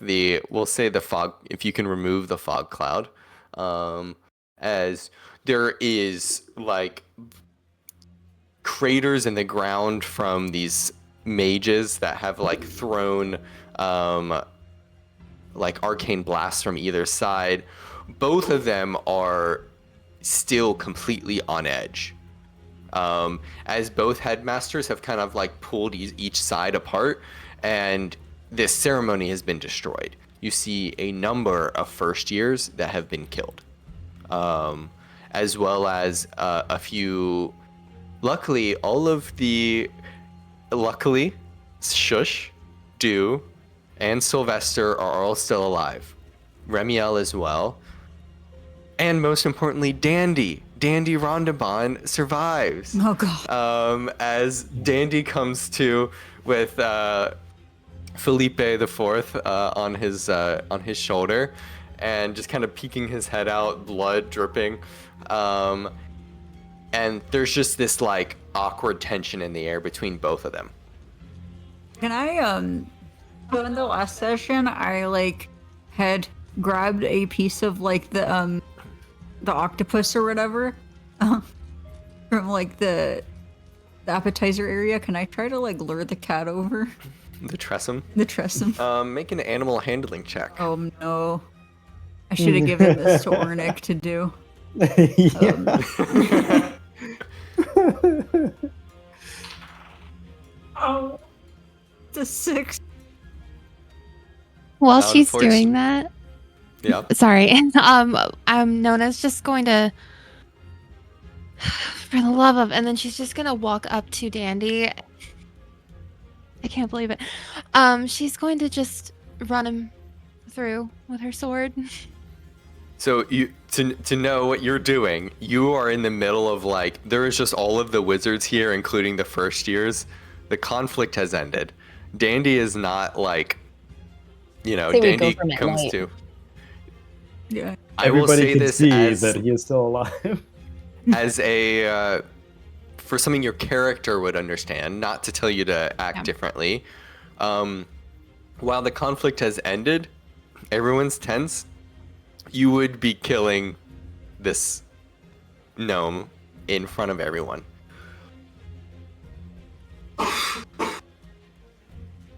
I'll hold off for now. For Okay. now. If Yeah, you let's be had wished, sneaky. you could try to do something more surreptitiously, but this this would potentially incur some dire consequences as people are nobody really knows what's going on. You can hear like people discussing like who did this. I'm going to go ahead and dissipate the fog cloud. Gotcha. And it's in that moment that both sides really get a look at each other again. And you can see like the scowls, the anger, the hurt as people are nursing their loved ones that aren't coming back. And you hear shush in all of your minds saying, there was something wrong in their heads. I could hear them, but they were conflicted. I think something was. They were going rogue. I need to get out of here. And Shush continues on his way. Leaving with Dew and Sylvester. The two, like, you hear people now starting to shout, saying like, "Who did this? Who did that?" And they're both shouting at either side as the two headmasters are trying to calm people down. The Tressum, unfortunately, you see Felipe just looks at you and just, I assume you don't understand cat. Just says meow and just goes, Can I like yell at Ornick, you try? Get away. I was gonna say, do I have I think that I have comprehend language. I believe that's I can for only cast written. Does that work for? Yeah, I think it's Speaking tongues as well? for spoken. Unfortunately, that's just for. Okay. Oh no! Any you hear or see signed. Oh, Um, and speak with animals. You just can't That's speak. better. You can yeah, understand. yeah. You also have speak with animals is like the more important one. Yep. Mm-hmm. Yep. You should get the try.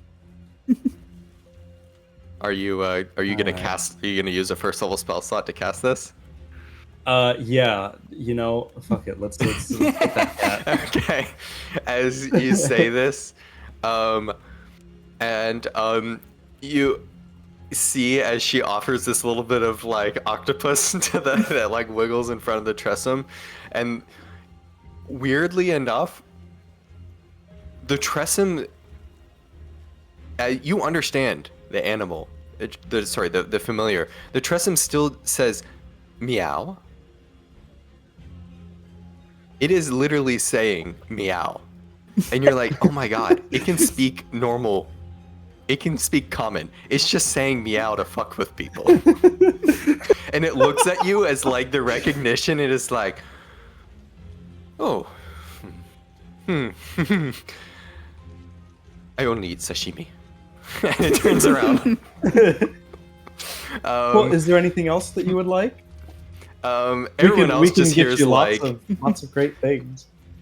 In this point, you guys now hear that the Felipe is speaking out loud, and like, it's, I only eat sashimi, and you hear Dandy say, You can speak?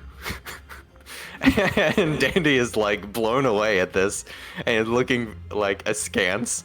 And the wizards, you have garnered the attention of Felipe the Fourth.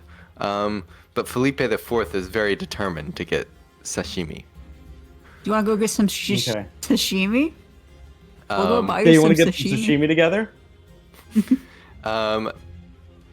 can out for see sashimi. at this point, Dandy is like, now, Felipe, perhaps we should be reacquainted, but Felipe is my familiar, not yours, so please don't interfere. Felipe Oh, sorry, we're goes, just being friendly. I don't know. Just, Let's make friends. that's fun. and Dandy Being just friends. kind of like turns around a little bit and is now trying to sell Felipe to the other wizards within the academy. It looks like always profit for Dandy Rondaban. And it's in this moment that you guys kind of hear that like a few families head up and are arguing in the middle, and both headmasters are trying to hold people apart. And the Svea kind of speaks up. Look, I understand there is terrible loss for everyone. We will get to the bottom of this. And then the families on the other side, on the wizard side. You will not be the investigators. We cannot trust you. And then like the others on the other side just start yelling at them. And then like they're kind of like both of them look exasperated, the two headmasters at this point. And finally they're like, okay, we will appoint 2 teams of investigators. Both sides can investigate to figure out what has happened, and hopefully we can come to an amicable understanding. Okay? And both sides seem to be somewhat appeased by this as they start to pull apart. And you see Svea look around and, well, first years, any young investigators among you? And she kind of like turns around and looks at the rest of these, and you see like they're looking scarred, they're looking terrified. You can see these are all like daddies and mommies boys that are just like, shit gets real, and they're like, oh my god, what are we going? No, fuck no. Nona's just going to walk up in the middle of all of this, just fuming, angry. Like you almost see steam coming out of her ears. Listen here. If there's anybody who should be taking responsibility for the tragedies that happened today, it is the people in charge of the ceremony and whoever was in charge of these goddamn, whatever these whatever the fuck these eyeball creatures are. Whoever is in charge of them are the ones who are at fault here. Now, who is in charge of these? That You saying, I want to see your manager? That is a good question. As Svea looks over at Shinnok, who comes over, and Shinnok kind of looks towards you again. Ah. You, first year.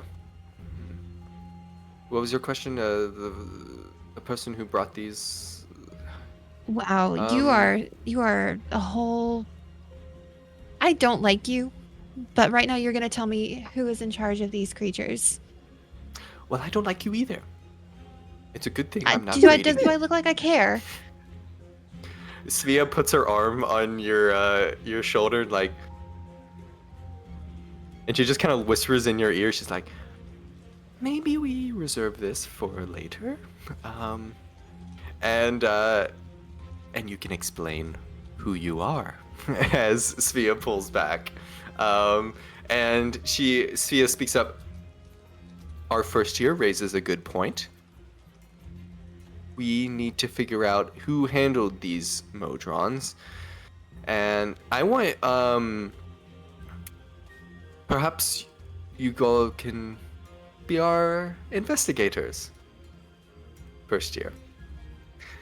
Um, and I want each of you guys to roll an investigation check for me, as you're kind of like trying to figure out what's going on. +0 to that, and that's a 2. We're nat 20. Sorry, not a Okay. dirty 20. 24. 19. Okay. I gotta stop That using is this D20. 20 for me, a dirty 20. Okay. Both Ripple and Ornick in this moment see, like, you see one of the corpses. It's actually the Modron that Nona split in half. That you guys were walking past, and you can see in where their head would be what looks like a logic plate. You're familiar with it. You've heard some of these terms. A function plate, and it's where they take their commands. And it's actually where Hex had been written into Hex's head as well that you saw, and you're remembering it. It's like, oh yeah, and you see that the function plate is referring to a master function plate. It says all commands will be derived from the master function plate that sort of locally is affecting everyone here. Morta, you've spent some time with the Obsidian Order. You've spent some time with kind of like spying, looking at trading, all sorts of stuff. The Obsidian Order often deals with shipments of not only creatures but magical objects, and you piece together based off of recent stuff. These must have been delivered recently, back when you were still spying on them. There was a shipment that was being delivered by the Obsidian Order to the Druyok Towers here. Who handled it here, you're not certain. But the Obsidian Order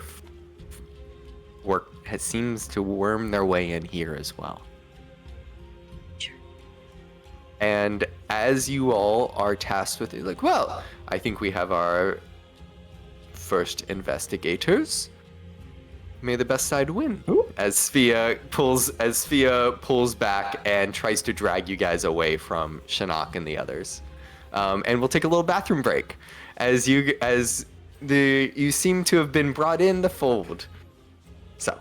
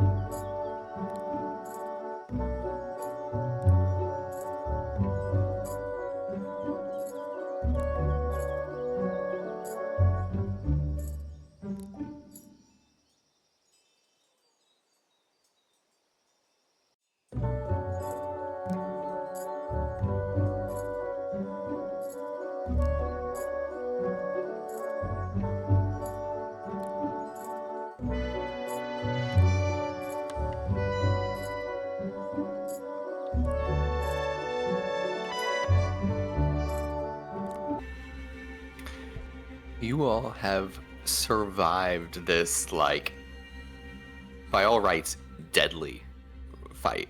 Morta went down a couple times. A number of people were close, and a number of innocents were slain. And in your fury, Nona, you are rightfully upset at how this could have happened.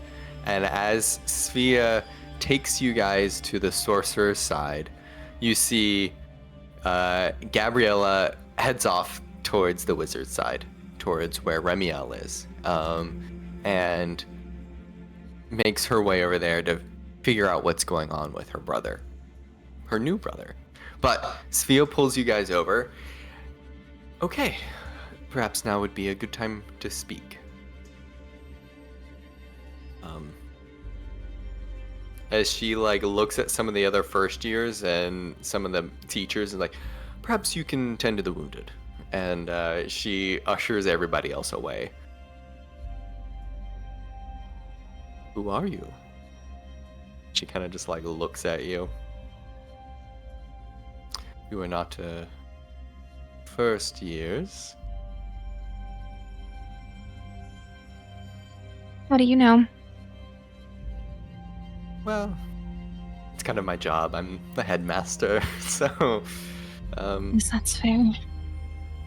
I am, by all means, extremely grateful for your efforts. Were it not for you, a number of other innocents would have been hurt. So thank you.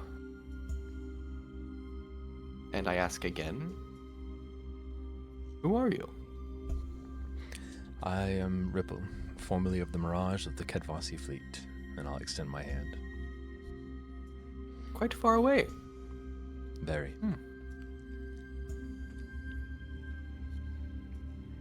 We should speak further. But the rest of you, are you here to what end?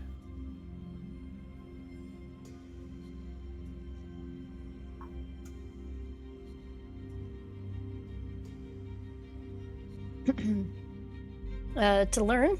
To learn. Well, this is a place for learning of all kinds.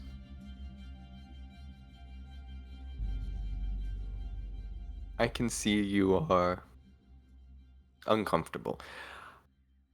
I will be a little more frank than you. I suspect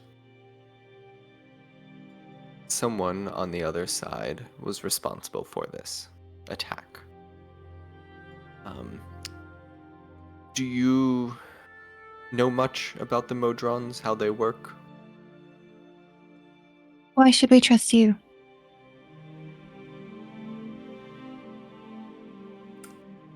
I could use your help. You don't even know who we are, or anything about us. I know you just saved several lives. What do you know? And that's about all I need to know. I need somebody who's not affiliated with either of us to help figure out what went on. And she looks over at her others, the other sorcerers. Somebody a little bit more competent than typical first years. And she smiles, and you see like a few of her, like her teeth a little bit sharper than you expected. Not like they've been like filed down, but there's just like the canines are a little bit more like pointed. Now, she kind of like tussles her hair back, which is like pretty wild, like black hair that's just kind of like almost like this like mane, and what? Perhaps if I could answer some questions, you might be able to help me, help us. All right, well, Look, if you decide to be frank with... If you are wanting to be frank with us, then we'll be frank with you. What do you know of Listeris?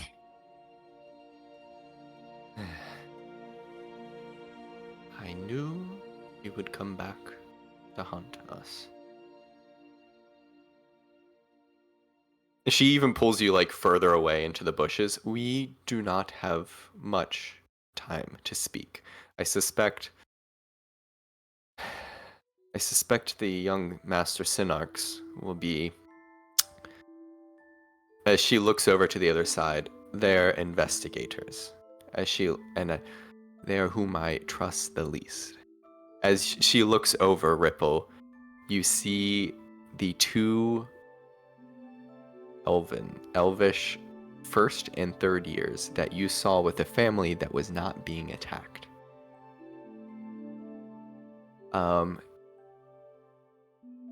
I can put it quickly, Listeris was troubled.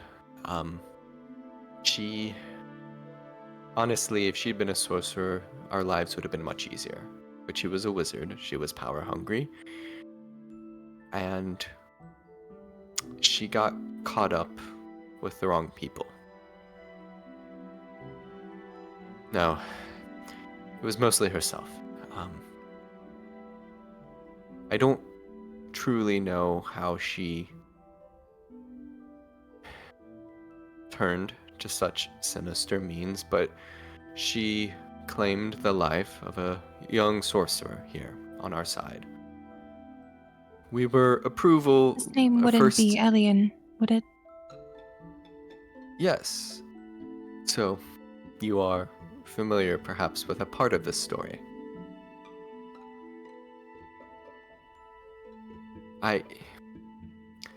At first I was approving of their relationship. It was a moment of unity between these two groups. But it turned awful. There was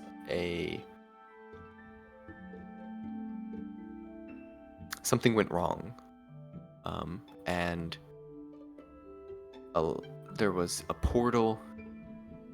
Are you familiar with the knot? As she describes it, it is very much akin to where you all were taken. I think she delved somewhere she should not have. This goes outside of my expertise. Shinnok is more experienced in this than I. But I don't think Shinnok was the one aiding her.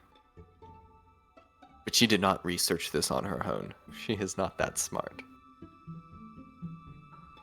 Now, perhaps if we have more time, we can discuss this after. And at this moment, you see that Shinnok is like heading over, and the young masters Sinarch, both a young man, first year, and a third year. So you see two of them kind of step forward as Sphia draws you all over as well. She's like, young Master Fenrir, Elira, I take it you will be the investigators for your team? And they both kind of just nod. You see two elves, one a little bit shorter. Unusually, it is what looks like dyed black hair, short cropped, extremely unusual for an elf. Does not fit in. And then the other, what looks to be Fenrir's older sister, Elira, who looks like the stereotypical, impeccably maintained, like everything is prim and proper about her. Long silver hair, perfectly straight. And they both look and they nod and they look towards you and they just kind of, may the best mage win. And they head back. They treat this like a game. And Shinnok just kind of nods and heads back. Well, it seems to have begun. Quickly, what do you need? As they go to start investigating the Modrons.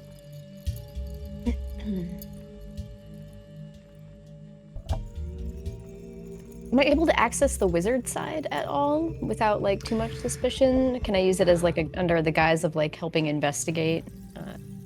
I think you could go into the entry hall, but no further. Okay. The rest is off limits to everyone except I. Do we all know about the Modron function plate and the concept of this master function plate, or was it only the person that was investigating? The two of you. I don't know if you shared it with everybody else yet. Okay, I would have shared that. I think okay. It was me and Ornick. You and Ornick. Yeah. That like spotted both halves of it and kind of put it together. Gotcha. I do have a question. Do you know of a master function plate for the Modrons? I do. That is a good first step. I believe she's gonna roll to somewhere in the library. As she looks up towards the one portion of these two towers that connects. As you see, it's kind of like directly above you guys. So the two towers on either side of like left and right. And there is a large sort of like corridor that extends between these two towers. And honestly, it doesn't make sense gravity-wise. It is quite long corridor, and it looks heavy, and it is not supported by anything. Our library, there, I believe it was placed in there. I'm not sure exactly where inside. It was kind of kept away from where the first, second, and third years would do their studies, but somewhere inside the library. I'd have to look. But as she like looks over, I'm a little bit preoccupied as she's like looking at like all of these nobles that are pissed that she's been talking with you and aren't handling the fact that their kid got a scraped knee. Before you go, do you have any keys you could give us that would grant us access to the tower? I do. I can give you. I can give you keys to access the library, which was locked off. The portion of it that's locked off, at least. And she pulls out a small key. And you can see like this. It looks like almost like an infinity sign that's like engraved into the side of it. As she like hands it to you, just a small like brass key. Okay. I'm gonna hook it on my vest. It joins the many trinkets that like decorate. You guys see that decorate Ripple's vest. Now, I would encourage you. Oh shoot! Are there any sorcerers among you? Well, you're gonna have to do your best. Just be yourselves. And she sends you off into the entry hall as she goes to deal with these nobles that are just like in an uproar that they need their egos assuaged. And give me a second. That fig that I ate was really dry, and it was like, basically, she sends you off. Unfortunately, there is no sorcerer amongst you, but she says, just be yourselves. And she gives you a key to get into the other area. The library is up the tower. From a gameplay perspective, we will operate in 10-minute increments. Both teams will be you have a head start. You were the team between your investigation checks. You guys have one clue up ahead of the other team. We will be operating in 10-minute increments. Both teams will be pursuing their own means. I'll let you guys begin. I say we go to the library, right? Right away. I think we let's must. We should find some stairs, hopefully. Okay. As I'm very uneasy about figuring this out, though.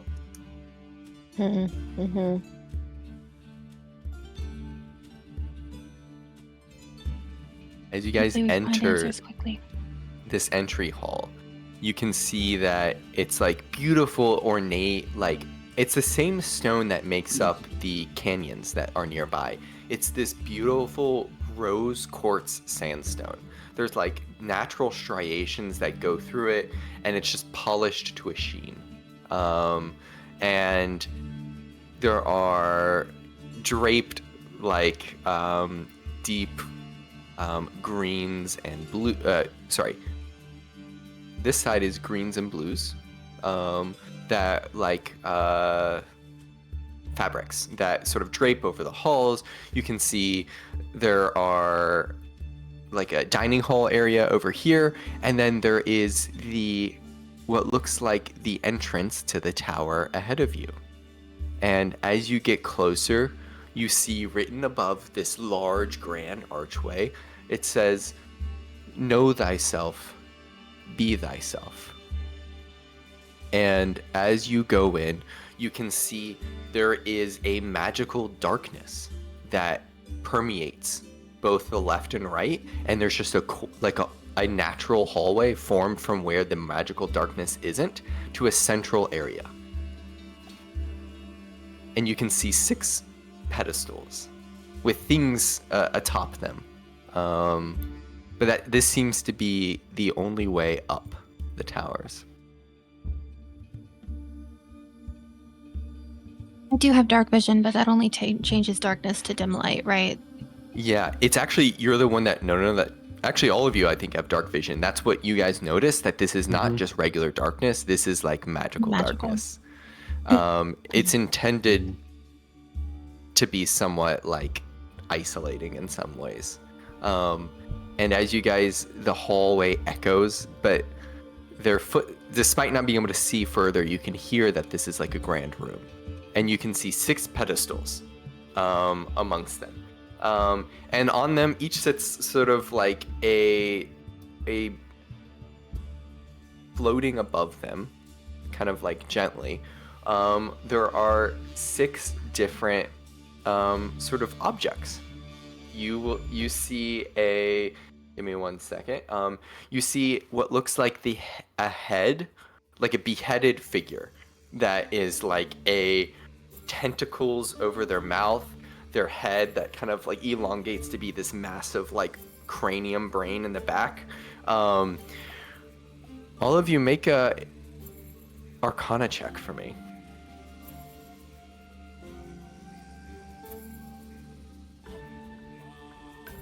$17. 8. For Ripple, you actually have a little tentacle that's on your chest, on your vest. You see the head of a mind flayer that is just kind of floating, and its eyes are just closed. And its head is just kind of like gently floating. You see on the second one, you see what looks like an empty pedestal, and you see a little note that says on it, whichever first year stole Hex as a part of your hazing, please return as soon as possible. Hex? It seems like Hex was one of these objects that was on top of this. A third, you see a large silver sheening egg. Looks about the size of like an ostrich egg, but maybe a little bit bigger. On the 1, 2, 3, 4, sorry, there are 5 pedestals. You see a swirling moat of like chaos. It just like it's like elements that are constantly morphing and changing into different things, like fire, earth, and then like some sort of light, all sorts of different things. It just looks like pure chaos. And then lastly, floating a small jar, like a ship in a bottle, but there's like it's floating and it's beautifully like impeccably detailed, and there's a storm on the inside that's like little lightning bolts shooting down, pew, pew, pew, that are like hitting this ship, and it's just kind of like floating there. And you guys see written in the center of this, know thyself, be thyself. And there's just these pedestals, the darkness, and you can see at this moment, as you guys step in, the corridor that led you in becomes filled with magical darkness. And it's just a circle now where you guys are. And like these sort of lights out of nowhere that just kind of like spotlight you all. I'm gonna start walking towards that ship in a bottle. Oh, I'm uncomfortable.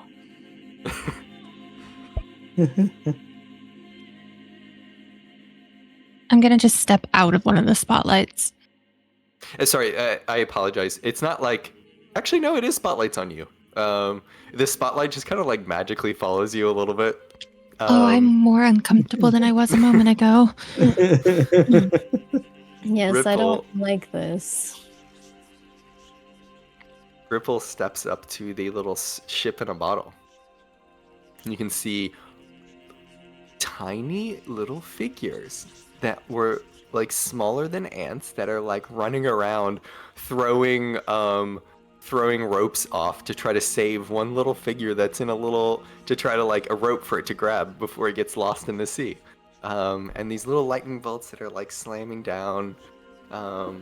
and it's just this little storm that seems to be physically been like captured in a Can bottle. Can I reach out and rotate the bottle? Like, can I touch Yeah, it? as you go to pick it up and you like shift it a little bit, you see all of the figures and the barrels on the ship shift all the way to the side, jeez. and all the Okay. little figures are like, you see like rushing to try to push everything back. They're pulling up the sails to try to like not let the sails rip. Okay. And you can see a captain straining against the helm.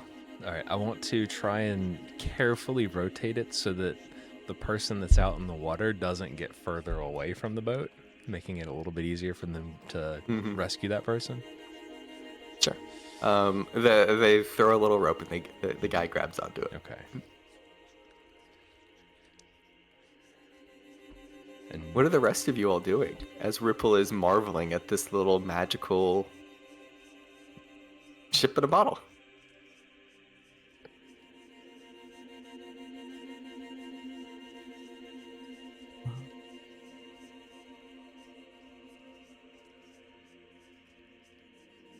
Is there anything that any of you are drawn to?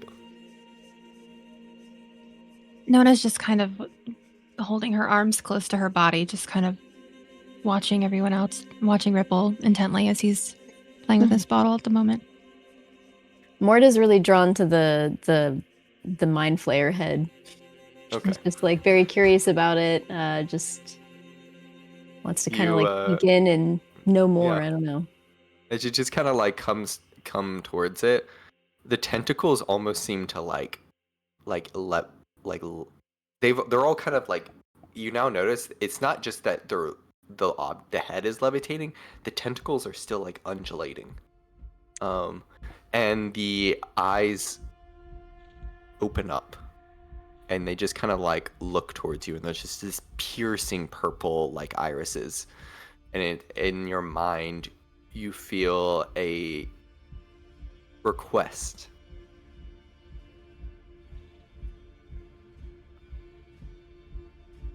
What is it?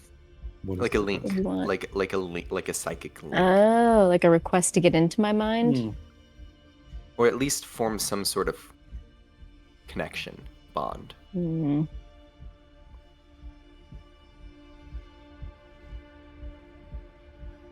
No. It kind of like looks towards you, and you swear it's like there's a little bit of a smile underneath that's like tentacles. Ornick, is there I'll anything try you're it. drawn to? Can I investigate that head as well and let it? Yeah, as you go towards Let it looks towards you, and you just hear a voice in your head that says,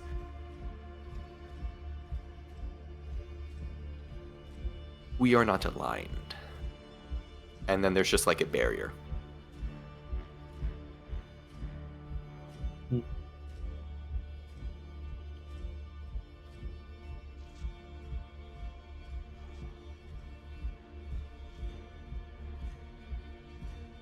Didn't you say there was an egg too? There is an egg. Might be something Ornick's interested in. And there's a missing pedestal One of hex, yeah. that seem apparently Headmaster Sphia believes that some enterprising first years were being hazed to steal hex from the pedestal. Does this mean that we need to put hex back? No. Orig doesn't want to give it up. I paid for Hex. Hex is ours now. Mm-hmm. Well, Hex is Ornick's Mhm. now. Hex is ours now. Yeah.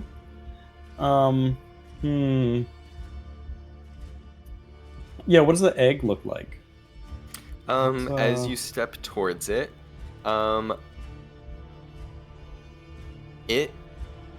there's almost like a sheen, like you can see almost like a little like a quick, like as the light as you're stepping forward, kind of you can see it refracts differently. And make a perception check for me. It's a nat 1. Okay. It looks like a very large egg, sort of like opaque. I might have seen eggs before. Yes, this looks like one of them. This Can is confirm this is an indeed- egg. Guys, this is an egg. And we're all like, Yes. for an egg. Can I touch the egg at all? Sure. As you go and touch the egg. If I just like pick it up? Yeah, What you pick it happens? up. You feel there's a little bit of like a coldness to the egg. And you feel something kind of shift inside of it. Oh, okay. I'm gonna put that back. But nothing in the room changes when we mess with these objects, like the ship or this egg. When you pick up an object, you see that there is a little bit of like underneath your foot. There's like a little bit of like runes that like light up. Some sort of like arcanic runes. Okay. So like it seems like whatever the next step is, you doing something with one of these objects.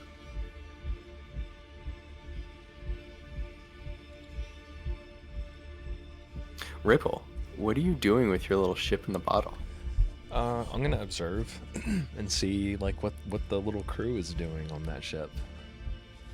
You can see the storm is getting worse, as the thunder and lightning is getting worse. You can see the captain is straining to hold, like the helm is getting thrown to the side a little bit as everyone's getting splashed. You see a couple figures now have gotten thrown off the ship, and have gotten lost past.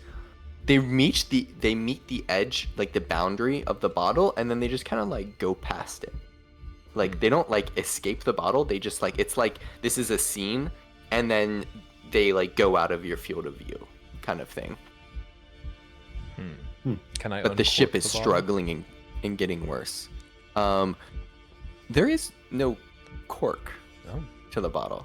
It looks like it is just sealed perfectly. Like it is just like a bottle, and then the top where you would expect a cork, it's just like it's just glass. It's like smoothed over.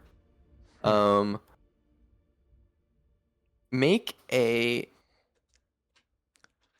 spell casting check for me. So add Okay. It's like a wisdom your check. wisdom check plus your proficiency bonus. Okay. That would be a 22. You feel an alignment with this. That is not just that like it's a ship. There is storm magic that is in here. The Tempest. And while you are not a storm sorcerer, you can feel a portion of your magic, the elements of you that align with that sort of magic, kind of call out to you.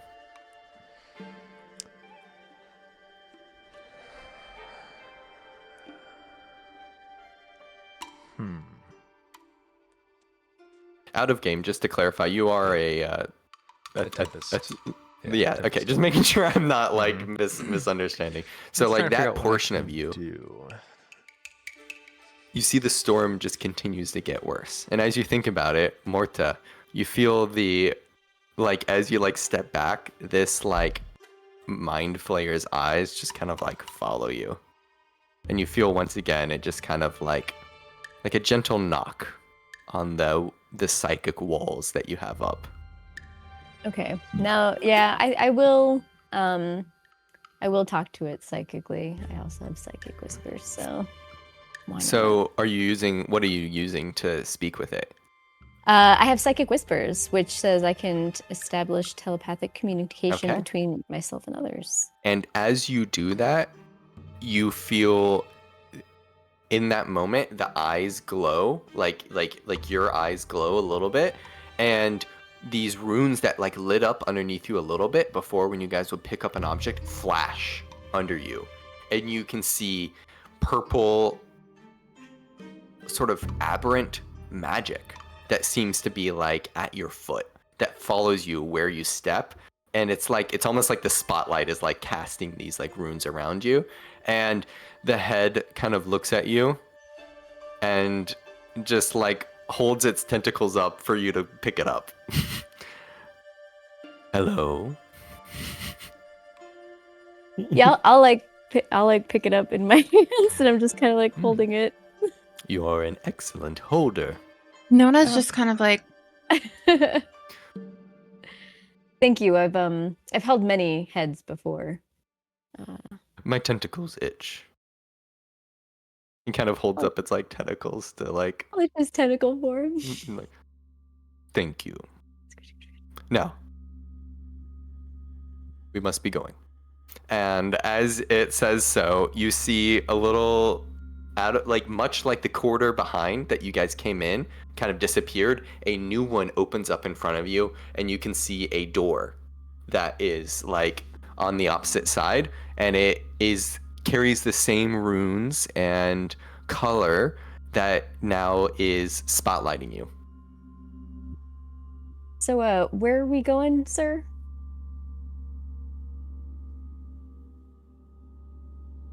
We go up to become yourself. Okay. I'm gonna listen to the head. Okay. The head is just like looks towards the staircase. Or sorry, the doorway. That is, it looks like just like a big door. And as you get up to it, it does not seem to open magically. But you feel like this magic in you. There's like an affinity. You have this psionic ability, and it aligns with this. I need you to make a spellcasting check for me. Ooh, and I'm sorry. How do spellcasting? So make your intelligence modifier and add your proficiency bonus. So what is your intelligence modifier? 2. Okay, so add 4 to your roll. You need to beat a DC of 10. Only an 8. As you look at it, the head just kind of looks at you. Come on, I believe in you. You can do this. And it gives you advantage. It helps you. don't we have cleric in the party with guidance? And I got a 20 that time. Oh, nice. Natural 20. As it seems to be very weird. Ripple, like, you haven't met with mind flayers before, but it looks sinister. But it seems like, I believe in you. What's your name again? I'm Morta. What's yours? I don't know. And it just the door opens for you. Great.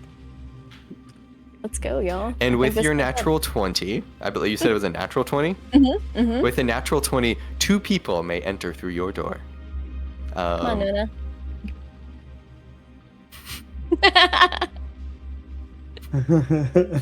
Sorry. What about the rest of us? Yeah, okay. As you see, this looks to be a trial for the new sorcerers to align themselves with something. And Ripple, you feel this calling out to you as you see Morta and I believe Nona head towards the now open door that opened for them. All right, I'm going to try something. I'm going to try the opposite of something that I've never done before. I'm going to channel divinity, specifically using destructive wrath, which maximizes thunder or lightning damage. And I'm going to try and either invert it or turn it back on the storm to dissipate the storm itself.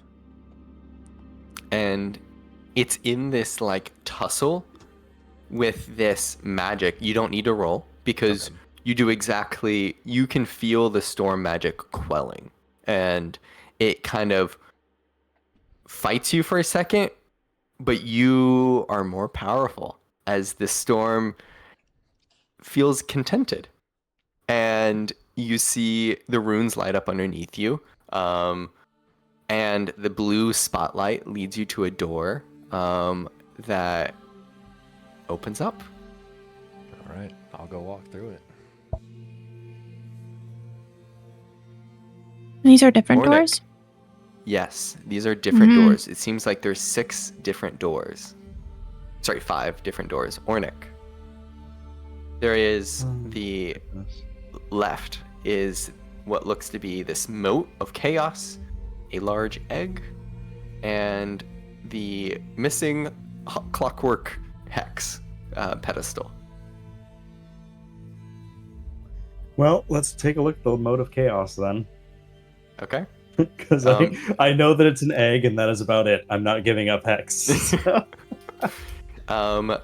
You see as the other 2 people walk with their objects and go through the door, you walk up to this moat, and you can just feel unbridled chaos. It is just magic incarnate. Every time you think you see a pattern, it is something else. It morphs between a mushroom to a wand to a ball of flame to like, it's just constantly changing.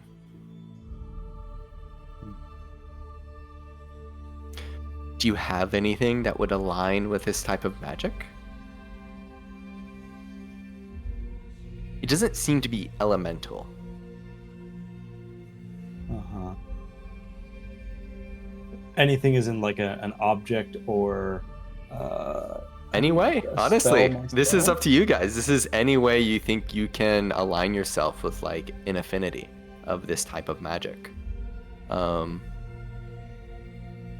It seems here they train 5 different schools of, or not schools, 5 different like affinities of sorcerers. You can see that there is a psionic sort of aberrant affinity that Morta and Nona went through. Seems like there's a storm sorcerer affinity that Ripple went through, and it feels like there's 3 more left. This one seems to be just sort of like wild, uncaged magic, and then there's 2 others. Okay. So yeah, being a not being a sorcerer, then it's probably not good for me. Make a Arcana check for me. Okay. That is a 7. Okay. Unlikely this fits you. Unless you have some sort of like weird changing magic, this doesn't seem to align with you, unfortunately. This was not meant for No you. None of wild this magic place goes was. with you. This is a sorcerer's academy. Yeah. So all you see left is that big egg and Hex that is, or Hex's empty pedestal. Okay. Well, let's. Can we check out the egg again then? Sure. You head back to the egg.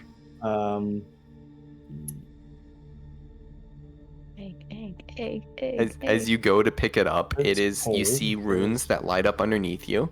There's like a little bit cold to the touch. And you can feel something stir briefly in it. Okay. Can I produce flame and then just see if I can like warm it up? As you do that, make a spellcasting check for me. Trying to hatch an egg over here. There's something So this inside. would add 17 plus 4 or 2, 5. Oh, okay. so- As you go to do that, you're confused because the egg's cold, and your first instinct is to like warm it up, and then you hear the tiniest voice from the inside, and you can just hear a little dragon, and it does not want. It calls out for ice or something cold. And as you kind of like, you almost invert your magic, where you're like producing flame and like, can I like suck the heat out of it? And as you do so, it cools down and there's almost like condensation that's forming on it, and you can see a door open up for you as you see Okay. as the draconic egg lights opens the way.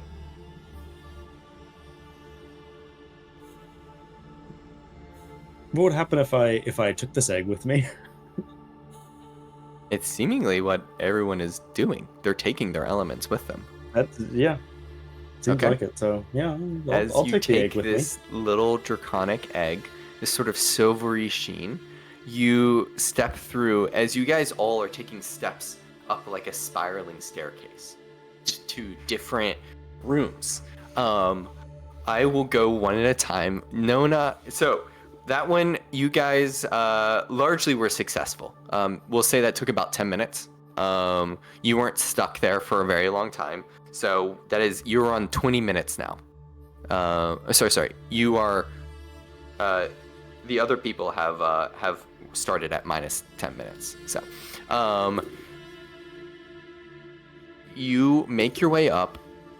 Morta and Nona. The door opened up large enough to allow both of you, as perhaps it's the psionic connections that you bear, like kind of abilities that you both hold. You go up into a room that almost seems to echo into infinity above, and you can just see stars, and you can see things moving beyond. You can feel things moving beyond, like these unknowably large eldritch beings that look down upon you. And you don't really know where your guys' psionic abilities ever came from, but as you go into here, you see written on the floor, throttle, control. And you both are racked with this psionic bombardment that just hits your brains. It is like you have a billion voices that are all shouting in your head at you and at each other, and things that are asking from you. I want both of you to make intelligence saving throws.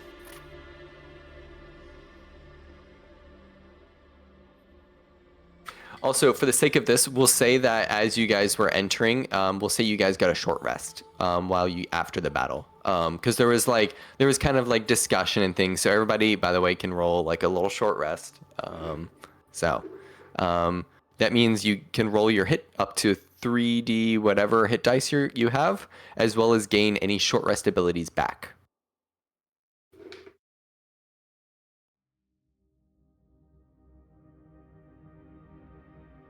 That was a 4 total. Okay. Morta, as you're bombarded with this, you just see Nona brought to her knees as there's just... Nona, you hear this just unbearably loud shriek that's in your head. And it's like it piercing your brain, and you take 6 psychic damage. I just got that back. Okay. And you can hear through this, Morta and Nona, this voice now from the mind flayer. Concentrate. Pull it back in. Do not expand. Control. Shield yourselves. And it will give you on your next roll advantage, Nona. But Morta, what is your intelligence saving throw?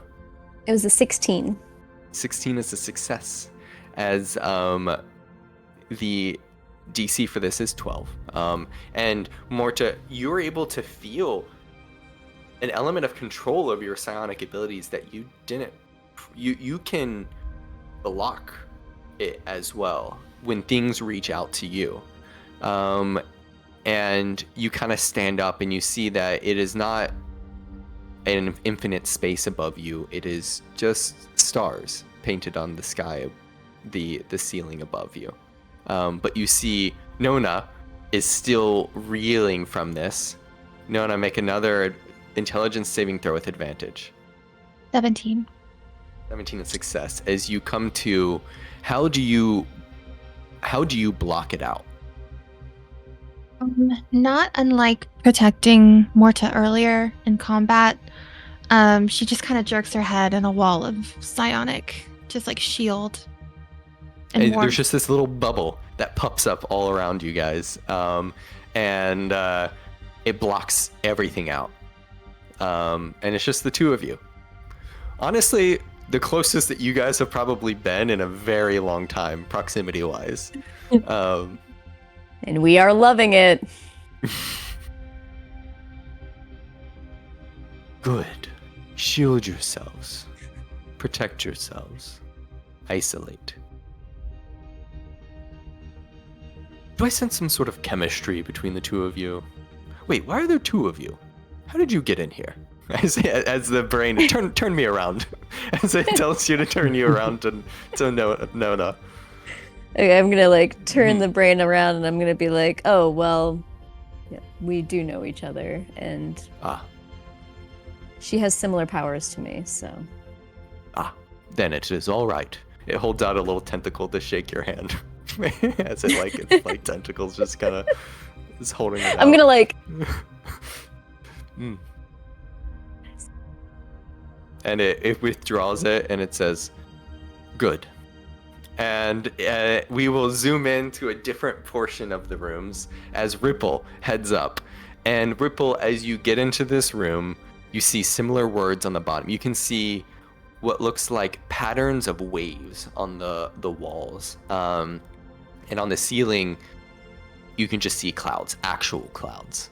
But you can hear waves and a storm. And as you get to the second, you hear throttle, control. And this would be a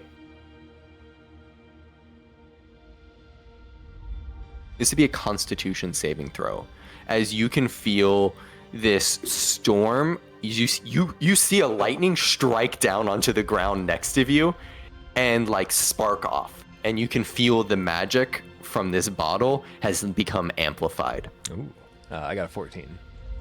14, a success. You take no damage, as you can feel. How do you tame the storm in you? I let it ground itself through me. And you can feel like the storm almost being funneled through you, and it like pulls into the bottle. There is no opening, but it like just slowly accumulates, filling the bottle. And then there's just a room. Not magical at all. But it's, whether it was illusion or not, something is going on here. And Ornick, as you step up into this room, you can see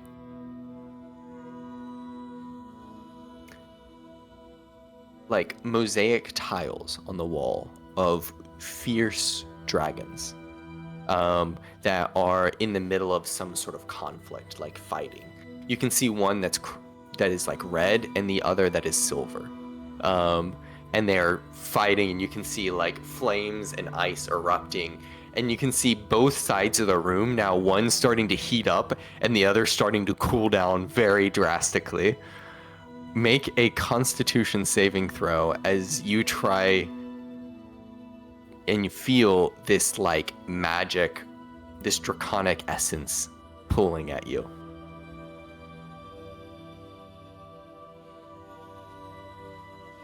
What's your Constitution saving throw, Ornick?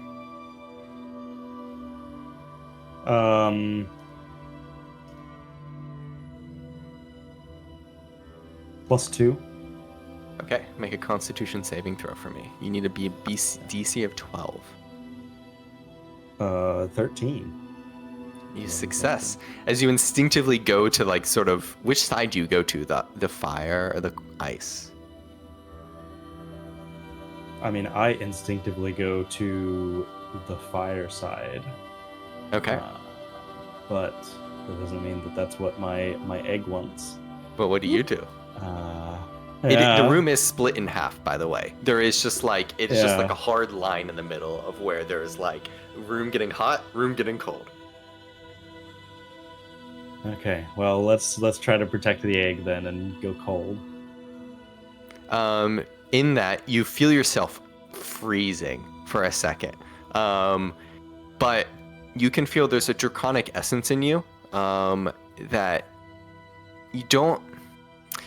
It's not something like magic that you really call on more than it's just sort of a natural heritage when you used it in the fight twice, and in a blink, everything's gone. The heat seems back to normal. You don't take any damage, and the door on the opposite side opens up. And as you all appear together, you see all of these rooms open back up together in sort of like a general entrance area.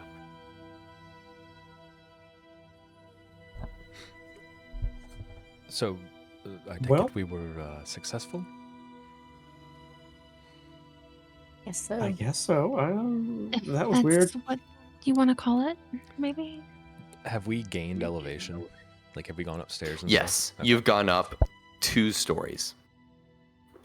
Judging by where you were before, it's probably about 6 stories to get to where the 6, maybe 7 stories to where the library is. Okay. Onwards and upwards. Yeah. What's in this room? As you enter it, you can see now what looks like the first year dormitories. You can see a big room with almost exclusively empty dorm rooms. I want everybody to make a nature check for me.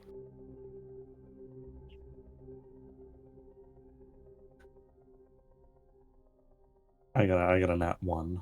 I gotta say. It was Oh, I'm 5. sorry. My thing. 18. Wow. I'm 13.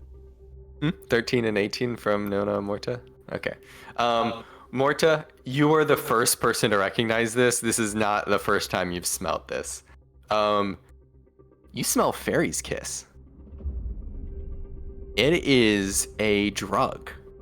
And it is a mushroom that is grown in certain forests, cultivated, and the Obsidian Order is one of many dealers. And you see in the corner, you can see 3 different exits here. You see what looks like a dorm room that's to the left in the smell, and what looks like 3 second or third years that are doing drugs in the corner.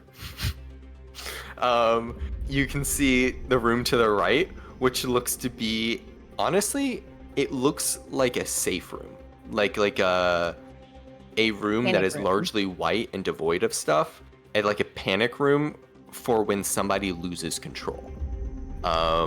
And then you can see a staircase that leads up that Right. says Halls of Reflection. Well, say we just leave them to it and continue onwards and upwards. I ain't no Alright. snitch.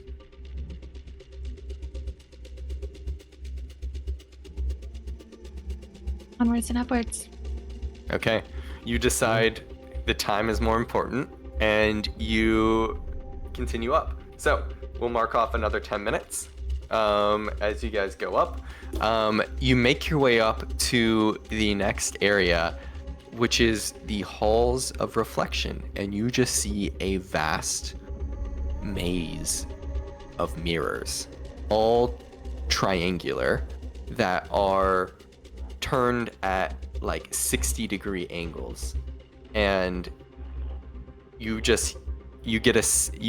hear in your mind, Morta, take us through, reflect, and the rest of you the others feel this sort of like impulse to like make your way past this funhouse maze of mirrors. Okay. I'm gonna extend my arm and start walking towards the mirrors and use that to kind of feel where there is and is not Sure. space to walk. Yeah, I'll let Ripple go first. Okay.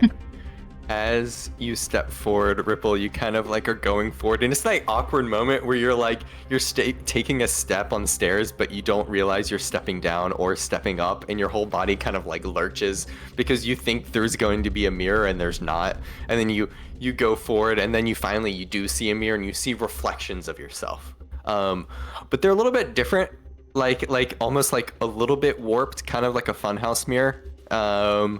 And as you're just starting to like snake your way through it, I need Ripple is the leader. I need the other 3 of you to make survival checks to see if you can follow Ripple. Or will you get lost in the halls of reflection? 15? Wow, that's a dirty 20 for me. Success on both of you. Nat 20 for me. Oh, all 3 of you, a success. And Ornick, make a perception check as you are leading this group. You mean me, Ripple? Sorry, yes. I got Yes. I apologize. I looked at you and I said Ornick. Ooh, that's a natural 1 plus 5. As you head forward, Ripple, you get a bit distracted because there's almost like the sound of all your trinkets that are like reflecting and shining off, and your storm starts to get a little bit cloudier in your bottle. And as you step in front of one mirror, you see not you anymore. Well, it is you, but a much younger 10-year-old Ripple. That just kind of like looks up to you and is like, I'm kind of lost. Where are we? I'm gonna turn around and see if everybody's still behind me. And you guys look over the side and you guys all see a little Ripple that is right in front of you.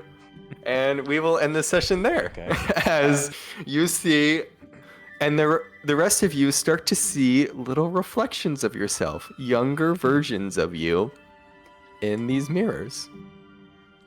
So we'll think about what your little versions of yourselves have to say to you as we will meet back again next week. All right. Great session, Adam. Thank you. Cool. Thank you so much.